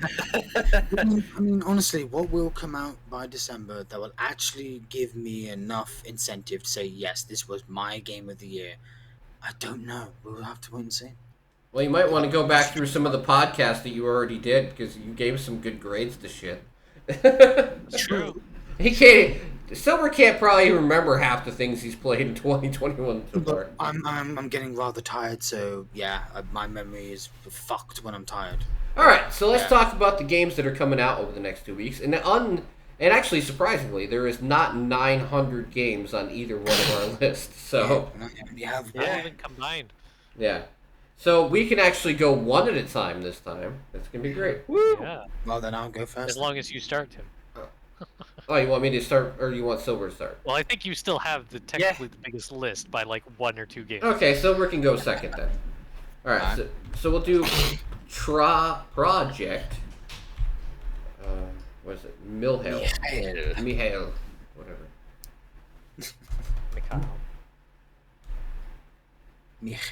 Mikhail, however you wish to pronounce it. Alright, there you go. Michael. Mikhail. It's a mech game. Slice and dice. Those are some strange visuals of those monsters. Yeah. Very freaky looking. In fact, I think this is more of like a mecha horror. Those things are fucking horrifying looking. I know, It'd but be more horrifying if you weren't in a giant. Yes, it would be. But they're much bigger than you, so that's even more horrifying. look at all the customization, Ray. This is reminding me of Armored Core. Are we already competing? It really is reminding me of Armored Core. Oh yeah, that looks very Armored Core. Even the style. I dig it. That's good. Gimme. And it comes Well, you out got some tomorrow. at the very least. Yeah, remember we're counting follows, guys. Well, I lose automatically because I only had one game. And I forgot to last month, but you gotta also guess what my wallpaper is. Oh boy. Alright. Last month it was Fatal Frame, and no one guessed it. So. True. Well, you haven't got the game, have you? Wait, last month? Last month this? A penis. No, there's not a penis on my wallpaper. I'm sorry, Dan. But no, I thought. Not even a character with one? Yeah, there's one on there. Yeah, there's one on there. Okay. Mission for hints, guys. Come on. Hey, look at Silver. It's coming to the Switch. You can play it on that instead. Well, that's an interesting idea, actually. I don't know. It depends on how smooth or not smooth it will run on the Switch. We'll see. We'll see. Okay. All right. So what do you got, Silver? Tunch or Tunch, just Tunch. Yeah, T-U. this is something we all looked at. Yeah. It all caught our eye. And, Play the demo or beta or whatever you guys played. yeah, we got to play a beta this while. How long ago was that, Tim? That was when... I would say almost a year. Wow, really?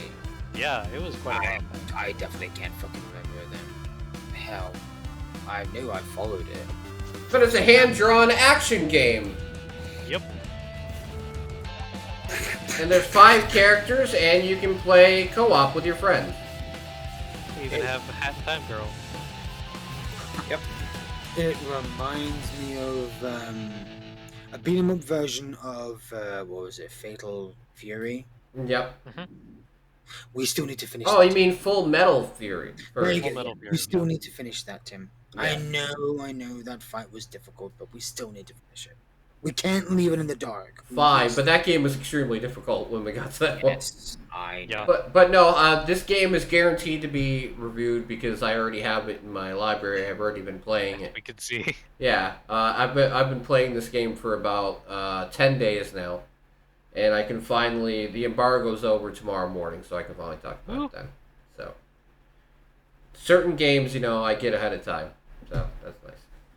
All right, what you got, Ray? Right. Why don't we look at Unpacking? A humble publishing title. Okay. I believe Murmitch was also having a look at this. I saw it and then I thought, ooh, that looks like something that Ray would like. Wow, that looks like Murmitch's room. How dare you? Hey, I've seen it. Hey, to be fair, so.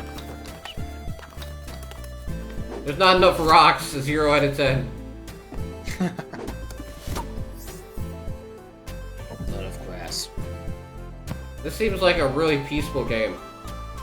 I wonder if this will have a demo in the Humble Bundle tomorrow.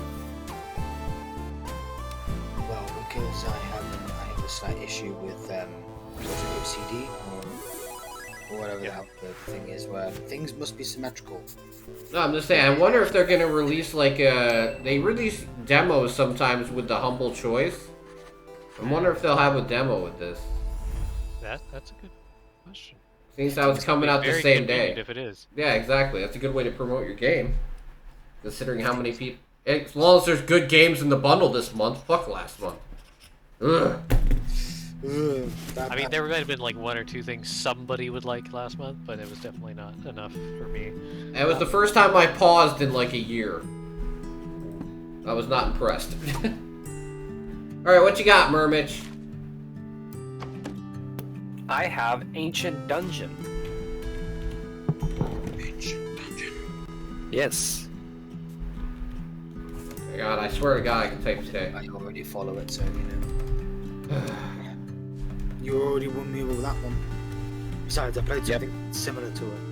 But I'm like, hey, I always like a good old VR dungeon crawler. In fact, I have like 4 or 5 of them dungeon crawlers. And most of them are co-op. If only you had them, Murmitch. Oh, Ancient Dungeon VR? Nice.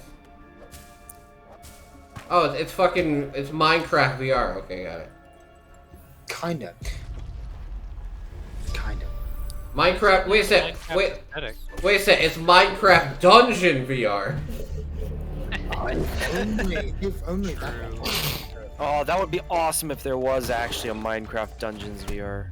Imagine the dragon. I'm going to fight the Ender Dragon. Oh, that'd be... Well, you can fight the Ender Dragon in VR. Yeah, Just... It's kind of hard.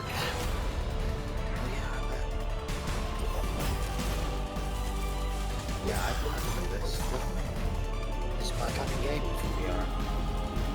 I love VR. Actually, it looks quite good. Like that blocking this arrow with the sword, that was cool. Yeet. Neat. So you have to actually play one of these, Murmitch. I know. You really do. Because I already have, but I haven't then showed any of them off lately. Maybe I should. I should show off Stones of Harlath someday.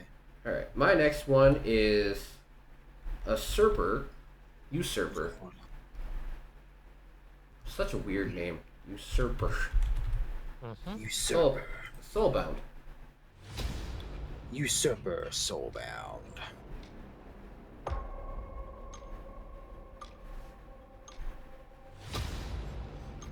Without a physical body, trapped in a horrifying dimension and must possess the bodies of their enemies. Interesting.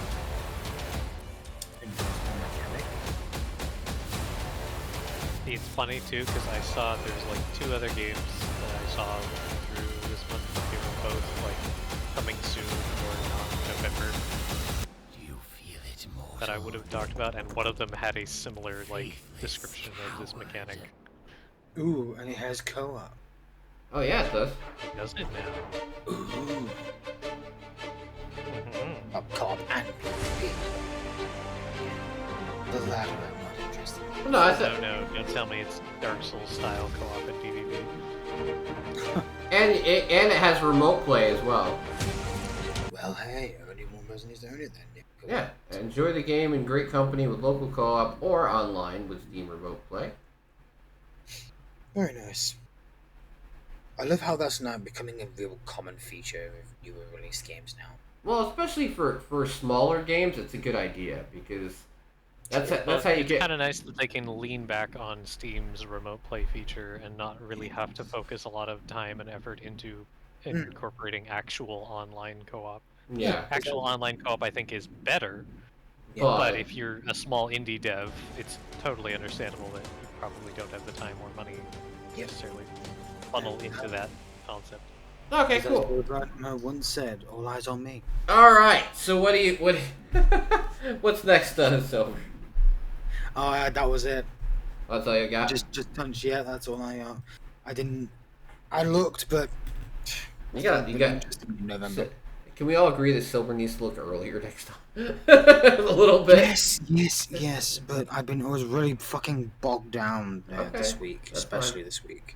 All right. So what's up next, Brett? Block collide. Is that all one word? Or... Nope, two words. Block and collide. 2 L's. There it is. What a strange title. Not when you look at Casual not logic minimalist. Ray has the minimalist tag on Steam on fucking lockdown, bro. Yeah, I bet. Do you? No, I don't look for it, but You But see when it? you see No, stuff it like finds that- him. It finds him. Hey, minimalist makes for good puzzles because it. No, I means know, you're most- focused more on the puzzles than you are on Most the- puzzle games are considered minimalist, really. At least puzzle games Good of ones this are. of this design, they are. Yeah. Mhm.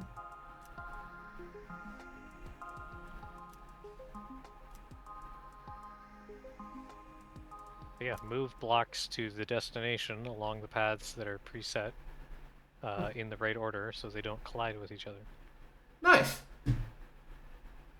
All right, Murmitch, you have not scored any follows from me this month. You need to present something. Technically, I did with Lone McLonegan, but Nope, that doesn't count though. He did say that Alright. didn't count. well, unfortunately, I probably won't because like over half my games are VR games this time, which is Yeah, really so- exciting. So he would only have me to. Now, to be fair, Murmitch, I think I got one last month with Tim when he saved it for his son, so Yeah. Yeah, you could still Uh, get something for VR if Tim thinks it's depends. neat enough. I mean, I've got one that I'm holding out hope for, but the next one I have is Tourney. As in tournament, tourney? Yes, Tourney. So Torny, yeah, Torny. Tourney. Accents. It's all about the fucking accent, but that one word. Tourney is a medieval tournament simulator. Ooh. So wait, that's like what's that other game? No, this isn't VR. Interesting. Is this VR? This isn't VR. No. This isn't VR. This is the one of the 2 games that I have that on my list that aren't in VR. Can we talk about the fact that I have not seen one turkey leg yet? I am just completely pissed off. Hey, that's later half of the month, Tim. Yeah, as long as it doesn't cost $80. Yeah, fair. Yeah, no, I'd pass on that turkey. That turkey, that turkey was $5 a pound. That'd have to be one delicious turkey. Yeah, Jess is like, why didn't you buy it? Because I'm like, it would have to literally get out of the package and blow me for me to want to spend $80 on it. I'll cook you a better turkey myself. No, And the it problem. won't cost you fucking $80 either. My store had. Maybe in 600 shipping it would, but that's I'm being Yeah. I'm being serious, Dan. I don't know where you live. Dude, listen. I went to 3 different grocery stores in my town. They were all out of turkeys, and the Walmart literally almost had no food left. Dang. I mean, like the shelves were like tore apart bare. All kinds of turkeys, $2 a pound. Yeah, this was $5 a pound at 17 pounds, $81. Yeah, let's not. All right. Next one is this one's a little interesting for me. This is not my usual type of game, but I think you guys and maybe some people would enjoy this. This is Time Loader. So this is a story-driven puzzle platformer with tiny robots, alternative realities, nostalgic music, and primitive tech from the 90s, because I'm old. Time transfer complete. Successfully arrived in 1995. But A blast from you the literally past. use a Now loading screwdriver. toy to do puzzles. Got it. Ingenious. And you get hit by a cat. So Cats involved. How quaint. but I thought this was pretty interesting, actually. It looks really good. Turkey in a can. Ew. No. Why did the Ground orchestra turkey. desert it? No. And is that like Chicken of the Sea? No. But yeah, I was extremely interested in this game. It comes out on the 3rd, which is Wednesday. So maybe if I get key for it, we'll check it out together. I don't know. I'm not the best at puzzle games, but you know, this is from Deli Sliced Turkey. I have that in my fridge. It's called sandwich meat. it even says Thanksgiving turkey on it because it's I believe it is seasoned to be like that. I know a good recipe for ground turkey meatballs, but we are getting off track. Yes, just slightly. Just slightly. Listen, it's November. Turkey is not off topic. That's True. fair.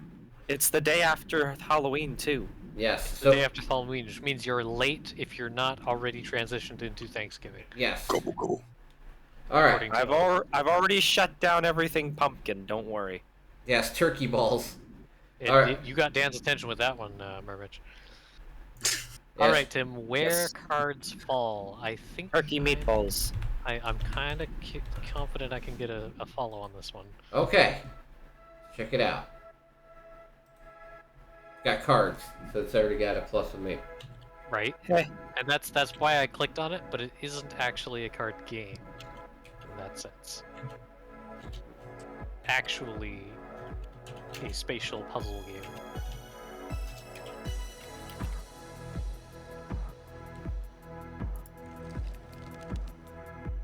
Whoa.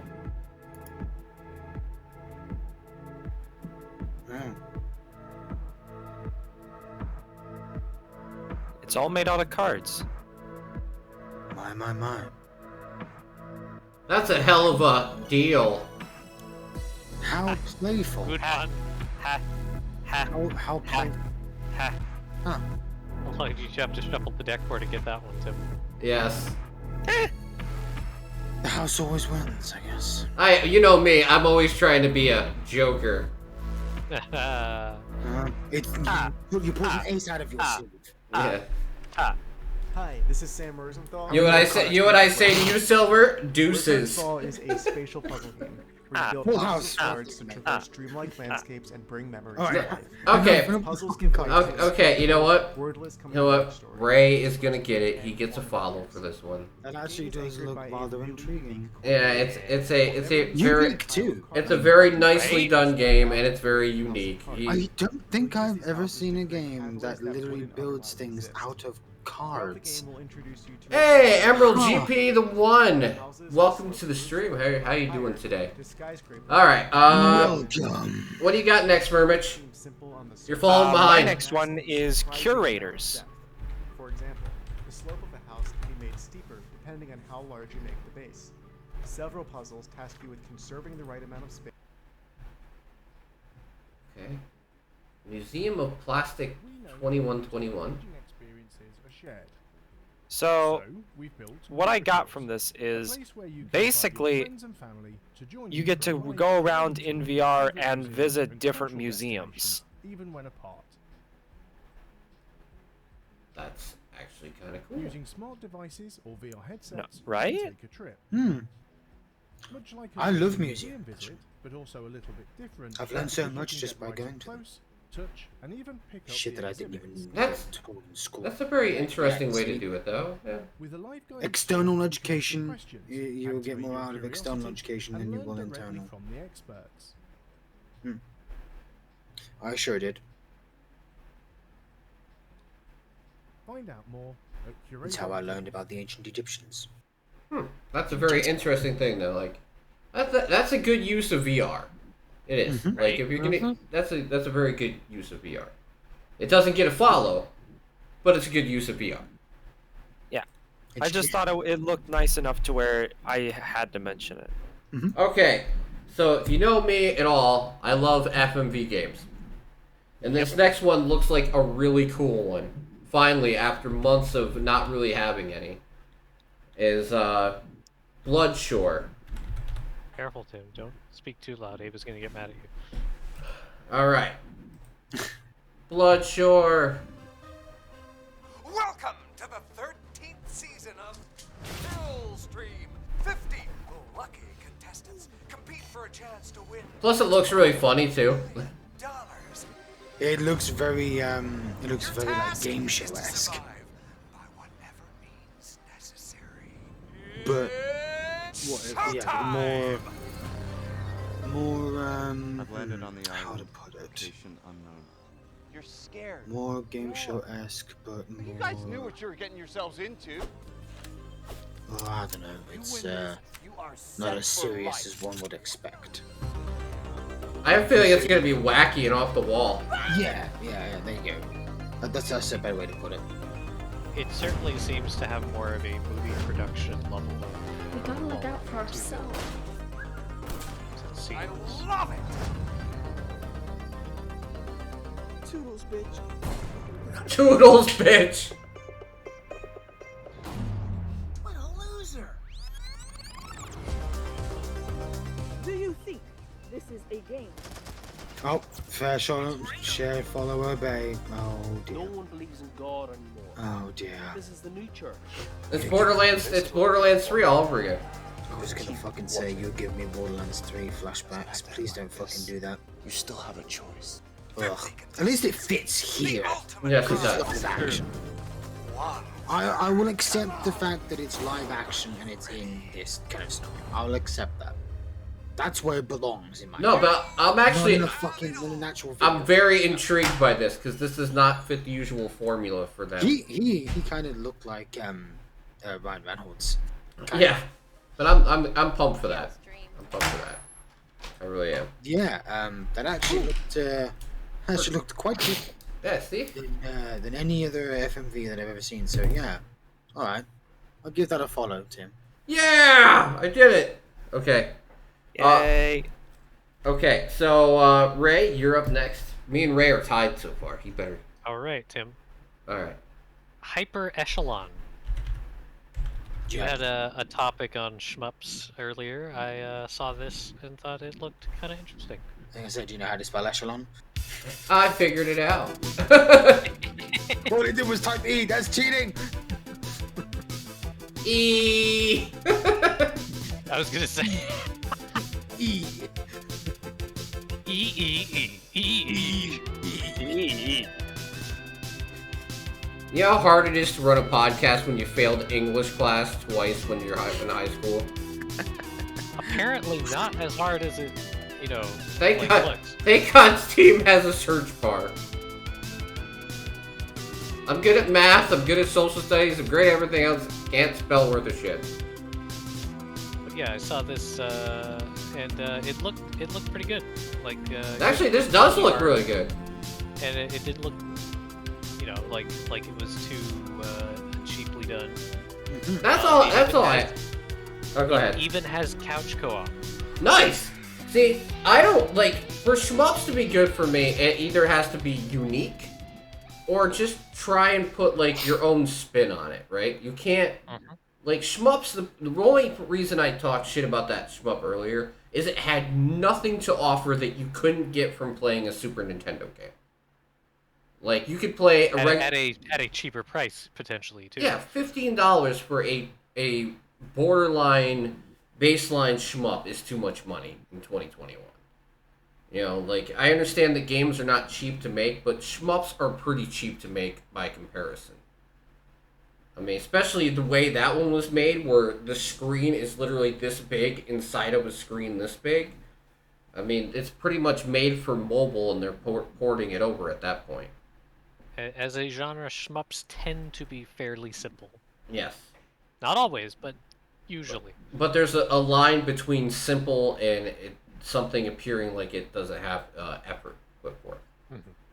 So I get that. All right. What's up? What's up with you? No follow on that one. No. Sure. No. Silver. Silver's good one? Silver wants me to lose. Okay. No, it's just that. I know. Well, it's Here's the thing. I've found something that I'm pretty sure Silver's gonna want to follow. Okay. What is it? Are we all getting it on the board today? Legendary boxing belt. Legendary boxing belt. Okay. That name. Yeah. You have my interest in. Oh. And it immediately It went is a away. VR only game. This kind of reminds me a little of Gorn.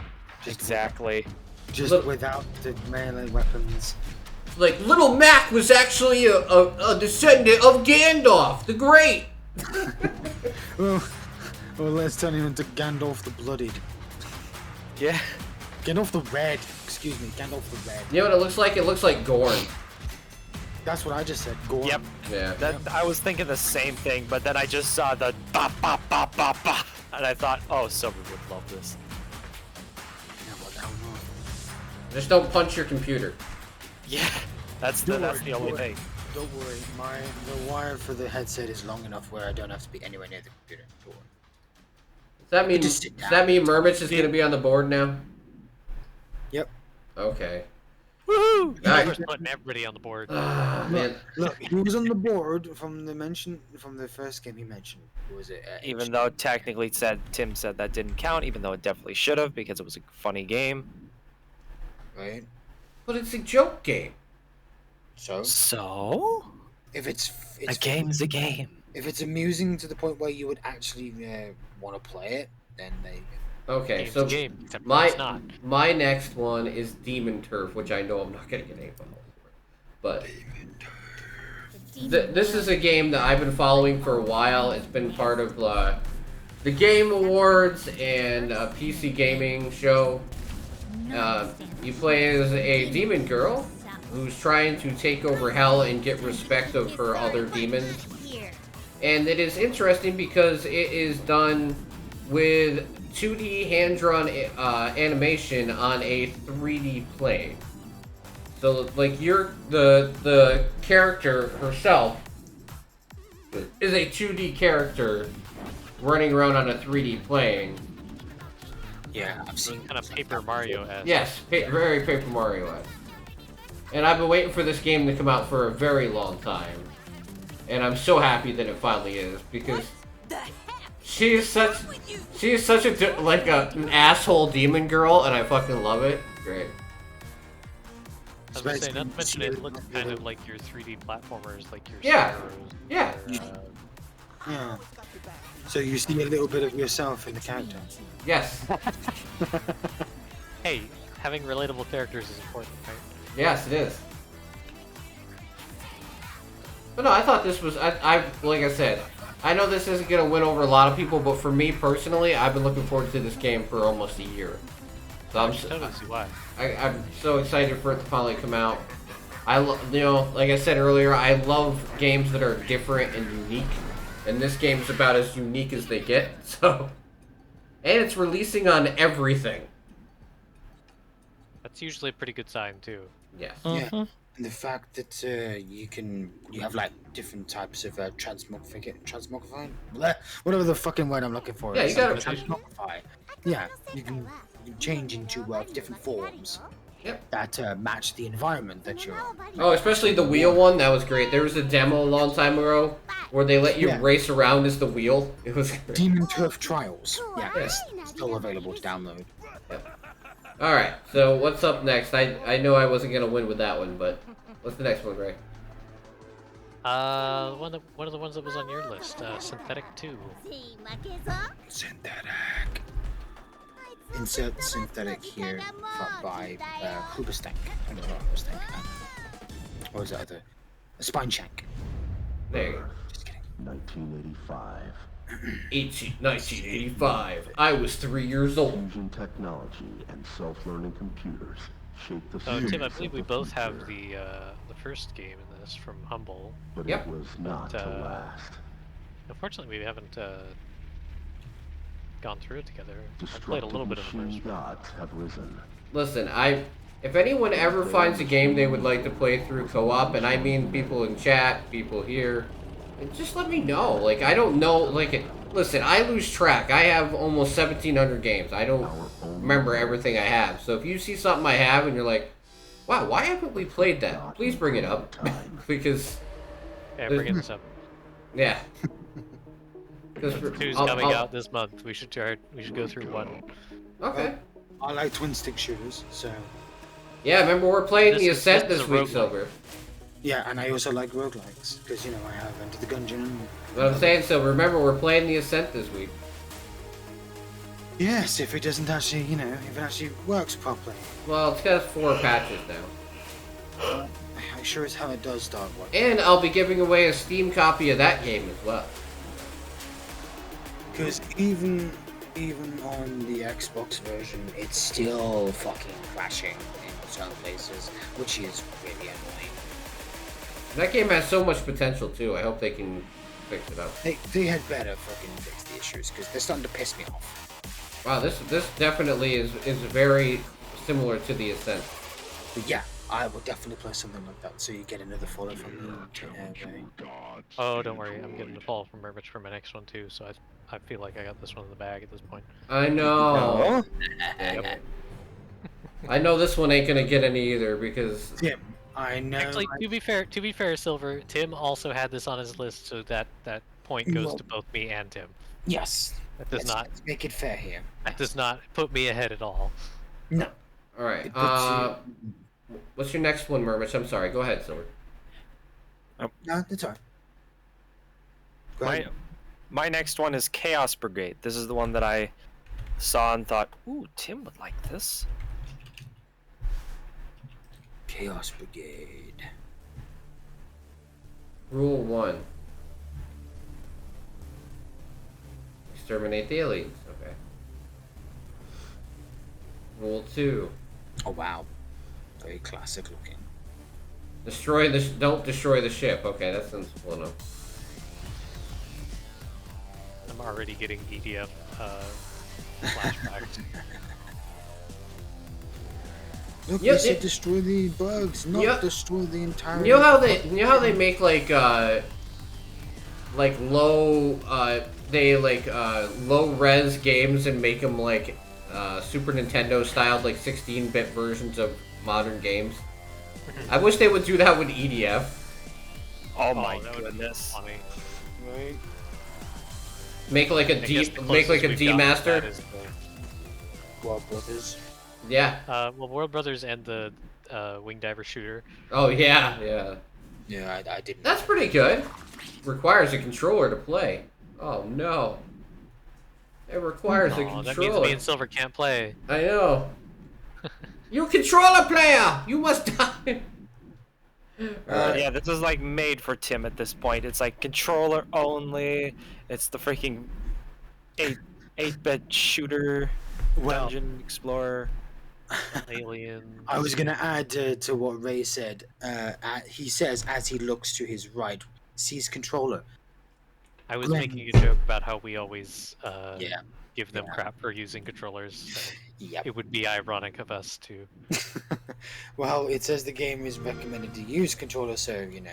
Well, no, it says it requires it actually. All right. Anyone who knows me, who's probably here, this is no surprise. Forza Horizon 5 is on the list.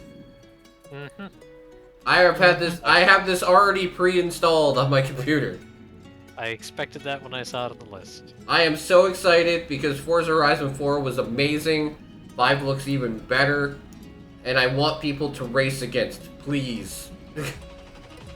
Get the download on Game Pass. I imagine I could get Dan to race me. Dan It's on Game Pass. Did I tell you it was on Game Pass? Yeah. Yeah. It's because it's a flagship game. Not a sponsor, but someday it will be a sponsor. Yeah. It's on Game Pass. Yeah. Did I mention it's on Game Pass? It's on Game Pass. Yeah, how many Hashtag not sponsored. plugins? GTA San Andreas Remaster coming to Game Pass this month. Hashtag not sponsored. Yeah, on the 11th. Hashtag not There's a lot of things coming out on the 11th. Hashtag not sponsored. Yes, there is. Alright, and it's Ray's turn. Speaking of things coming out on the 11th or 12th, 12th in this case, take a look at this, Murmitch. Junk Punk. One word. Oh?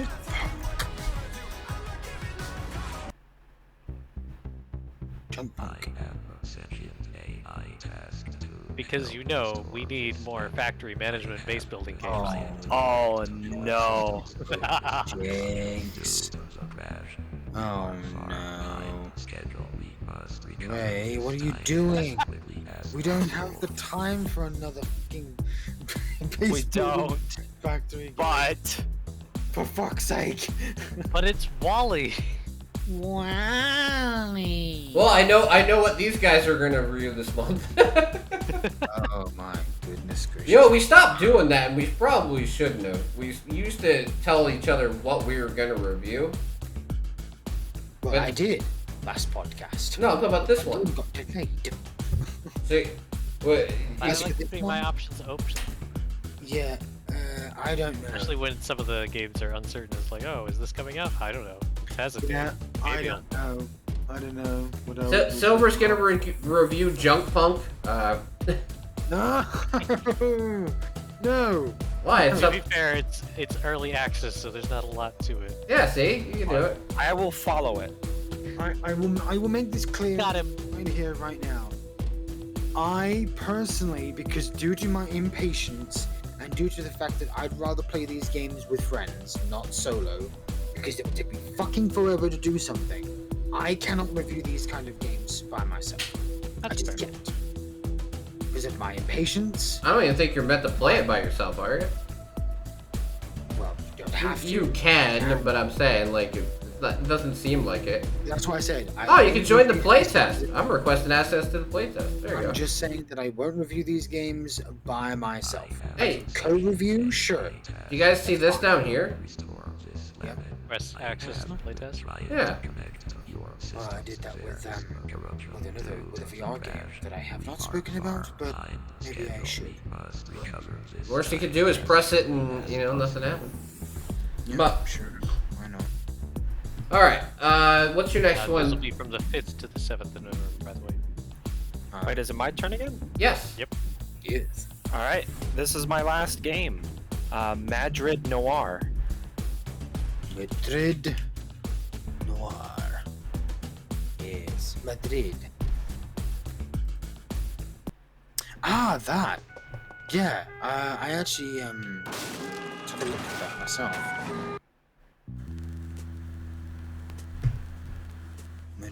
Madrid. Where's Madrid? Isn't that in? Oh, Oh, it's a VR film? That's cool. intriguing. Oh yeah, Madrid is in Spain. Hey, listen, I don't even have VR, but I'm kind of digging this. So, there you go. How's that sound? It's freaking cool looking. Imagine via FMV VR. How? I couldn't wait to That's called porn VR. FMVR. My uncle Yeah, really didn't have Actually, the same plan as me. There already He was is maybe always one or two sneaking out FMVR games out there. Just don't I know knew what they are. Yeah, was up to something. yeah, it's like Pornhub VR. Something. You're not wrong, sir. Well, I'm sure many people that have headsets would love to delve into that kind of stuff. But I prefer actual games, thank you very much. But yes, Madrid Noir. Madrid Noir. Again, it's a problem. Definitely is interesting, to say the least. Looks like it'll have a cute story. Yes. What have you found? And you shoot her right in the head. Not everyone is asexual. Have you checked Twitch, Dad? Have you checked Twitch? Have you checked the internet? Welcome to the internet. Welcome. Excuse me. Take a look around. Asexual human beings are all that can be found. You're lucky I've never had three. They're rainy and off-putting. They just sent you more. We're not going to continue this because I'm not going to get banned. Shut up. Alright. Alright, so next one is Jurassic World Evolution 2, which I do own the original. Ooh. Why don't they have feathers? Well, okay, so... And we're not saying they identify that way. We're saying that they just physically are. Now, yeah, because this is... The only thing that disappoints me about this is, like, the old Jurassic Park games were all, like, action shooters. Now, they're all, like, management building games. But this is actually a very good one. Yeah, I was gonna say, Dan, you have the first game, right? You know, when it comes to Jurassic World, they mention, I'm like, I want another Dino Crisis. I feel like Capcom's got to be fucking deaf if they don't hear people calling for that at this point. Right? Because I'm like, now that I think about it, aside from a very, very cool indie game involving dinosaurs that I saw, I think, Dorco play. Seriously, this is why I watch YouTubers and stuff, because they play some games that you guys have not heard of. And I should probably bring them up more often, now that I mention it. I'll have to go back and see if I can find that video. Now I'll bring the game to attention. No, it looks really good, Dan. It does. Yeah. I really do want the Dino Crisis. It's been too long. Over 20 fucking years. Come on, Capcom. Stop with Resident Evil. Stop with all of that shit. Bring back something that should have been brought back over a decade ago. Listen, because people have been fucking wanting it for over 2 decades. Where's Dino Crisis Remastered? Remake? That would be fucking awesome. They put Mega Man on the back burner for 13 years. Yeah. And they did bring it back, though. Yeah, exactly. So, but where's Dino Crisis, goddammit? Alright, Ray, what's up? Alright, last one. The Sequence 2. 2 is in brackets.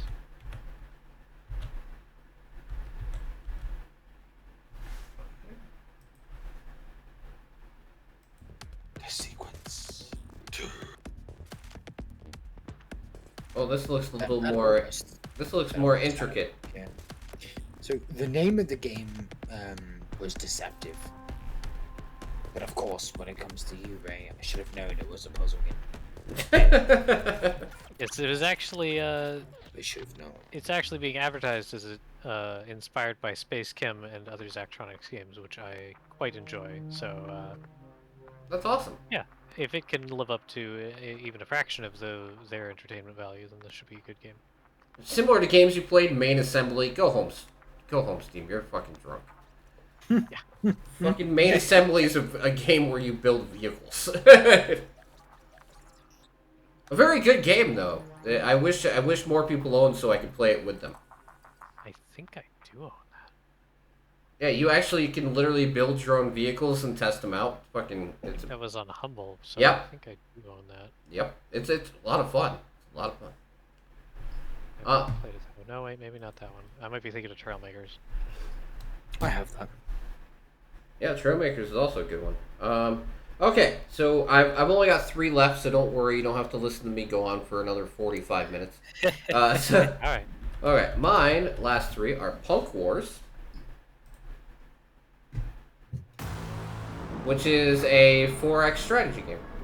After bringing the world we know to self-destruction, it was taking a long time to pull ourselves back up. Unless he's too busy playing Once that has Stellaris. happened, we won't waste this. He's been playing Stellaris for years, so what else to do?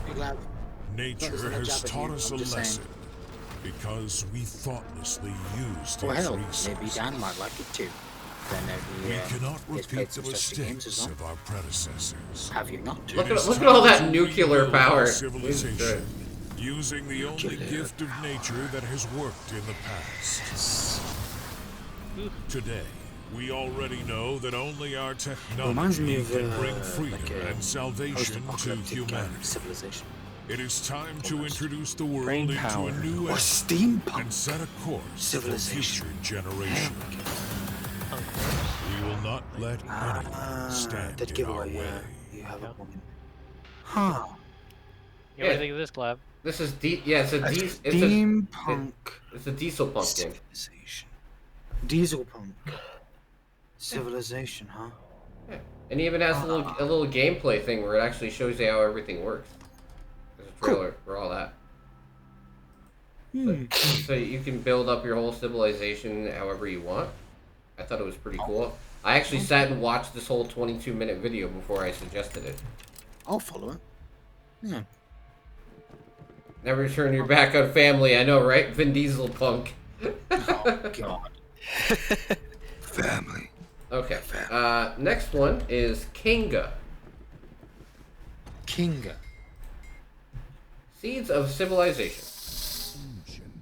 So this is a city builder, but done way different. Oh, Kinga. enough. So I Check, thought you said check out this city builder. I thought it was really cool. city builder. Oh no, please no, not another city builder. I'm already bogged down as it is. Stop. Oh god, temptation.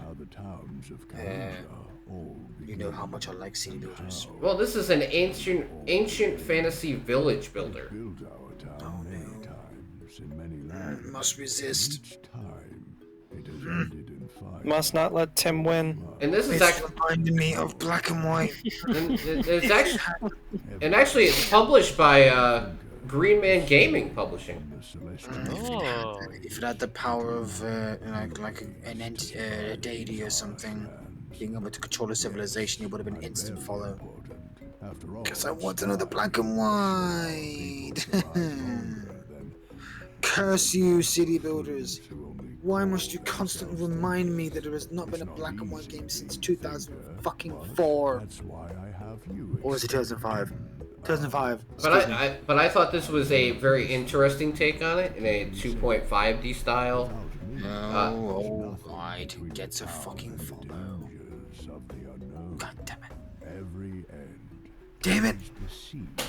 And it's developed by one guy. That's the other part I was very impressed with. Well, props to him for how it looks. I just have to see when it comes out and how it plays. I imagine I'll be able to tell you that. Welcome to Coffee and Indie, where I bring the coffee and you come to watch indies. Yeah, you bring the coffee and the indies. Yes, I do. And we watch. Yes. We are entertained. Okay, now my last one. If I get one on this one, if I get a follow on this one, I tie Ray. And this is the game I want all of us to play together if possible. If possible. Breakwaters. Breakwaters. I saved my favorite for last. Well, lucky for you, Tim, I was already following it. Yeah, but if you're only following it, then it doesn't count. But he's following it because we discussed it yesterday. Yeah. And I saw this as well. What is it? I saw this as well, and then I saw that Silver already had it on his thing, so I thought, oh, Silver's probably going to mention it, so I'll leave it for him. Yeah, because there's like a core mechanic involved in the potion, but well, you'll see. You can mine gemstones that give you the ability to move water or reshape the land so you can find things that are underwater. This is the game. Yes, I will part the Red Sea. Nice, Darren, nice. But actually, I've been following this game for a long time. Can I be a firebender? Sure. No, you can be a waterbender. You can certainly be a waterbender. How about airbender? Or how about... But I look at this game as a more streamlined version of Valheim. And also, it's more based on fighting Titans and yeah. Fucking big ass Titans. And exploration more than it is just building. That was a lot of water physics Mhm. too, from the looks of things. So this is my game of the month right here. All right, Tim, we can tie. Okay, and wait. We can tie. Wait. So Ray will win if he can guess which game is on my desktop right now. Which I'm gonna say Forza. Okay, you guess Forza. Anyone else got a good guess? You said it. I'm not gonna mention that. The only hint that we've wiggled out of him so far is that there is a male in the picture. Yep. Male in the picture. Mm-hmm. Does it involve a game that comes out this month? Yeah, it's part of the list. It has to be on the list that I just mentioned. Okay. So Age of Empires 4 is not it, because I did not mention that this month.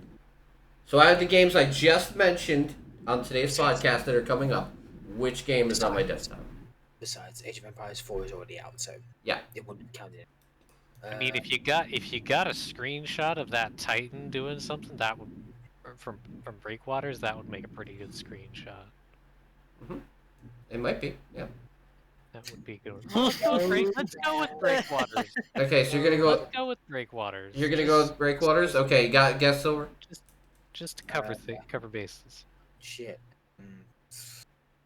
I don't know, man. That's why you got to pay attention to what Tim's been talking about. I'll guess breakwaters as well. I guess, yeah, sure. I'm sticking with Forza. I like your guess, Murmitch. Bloodsport. Bloodshore, sorry. Nice. Damn it. Yes, of course. FMV games, baby. They're the best. Should have remembered that. FMV games are the best. I'm hoping to God I can play that for you guys, because that looks like a really crazy and wonky FMV, which is in my opinion, way more entertaining to play than all the spooky ones all the time. I mean, they do have a nice go to them, but like to play something different once in a while is nice. So, yeah. Thanks for hanging out for the podcast, guys. I really appreciate it. We were going to play a game tonight, but I think since it's already after 11 for me, we're going to move it, if it's okay with these guys, to tomorrow night, where we can start it at an earlier time, because I know Murmitch still doesn't have to work till what, Wednesday? Wednesday's today? Yeah. Okay. But I am going to be pretty busy, but I'll see if I can make it. Okay. Well, you won't be doing PSO2, that's for sure. Yeah. Yeah. So, and it won't be till later anyway. So we're going to do Fling to the Finish, and maybe if everybody shows up, we'll do more Unrailed and give away the other copy we have of that. During that would be fun. Sounds like fun. Well, that's motivation for We you can to do show the up. race. Yeah, we can show up. That's motivation for you to show up, Murmitch. Race time. Yeah, but thank you guys so much for hanging out. I really appreciate it. And also this week, I will, on Wednesday, during the day, well, probably early evening, I will be finishing my play of Minutes of Island on Twitch to finish out my YouTube series. So if you haven't checked it out, and I know I ping you all the time, I'm sorry, I don't try and spam anything. But check out the YouTube playthrough that I have up. It's not really that long, and we're going to finish it on stream so we can discuss the game with the people who have watched it.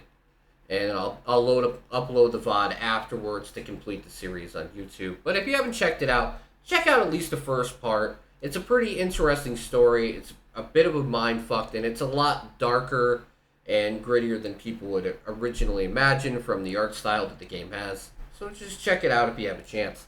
And yeah, I will see you guys later. I will be back tomorrow doing a sponsored stream of Atlas and hanging out with these guys later in the evening. And we're gonna move Tales of Arise to another day because I can finish that at any time. But yeah, have a great rest of your night, everybody, and take care of yourselves. And I will see you tomorrow. Good night, folks. Good night, everybody. Good night, everybody, and slung out. I was waiting. He said it.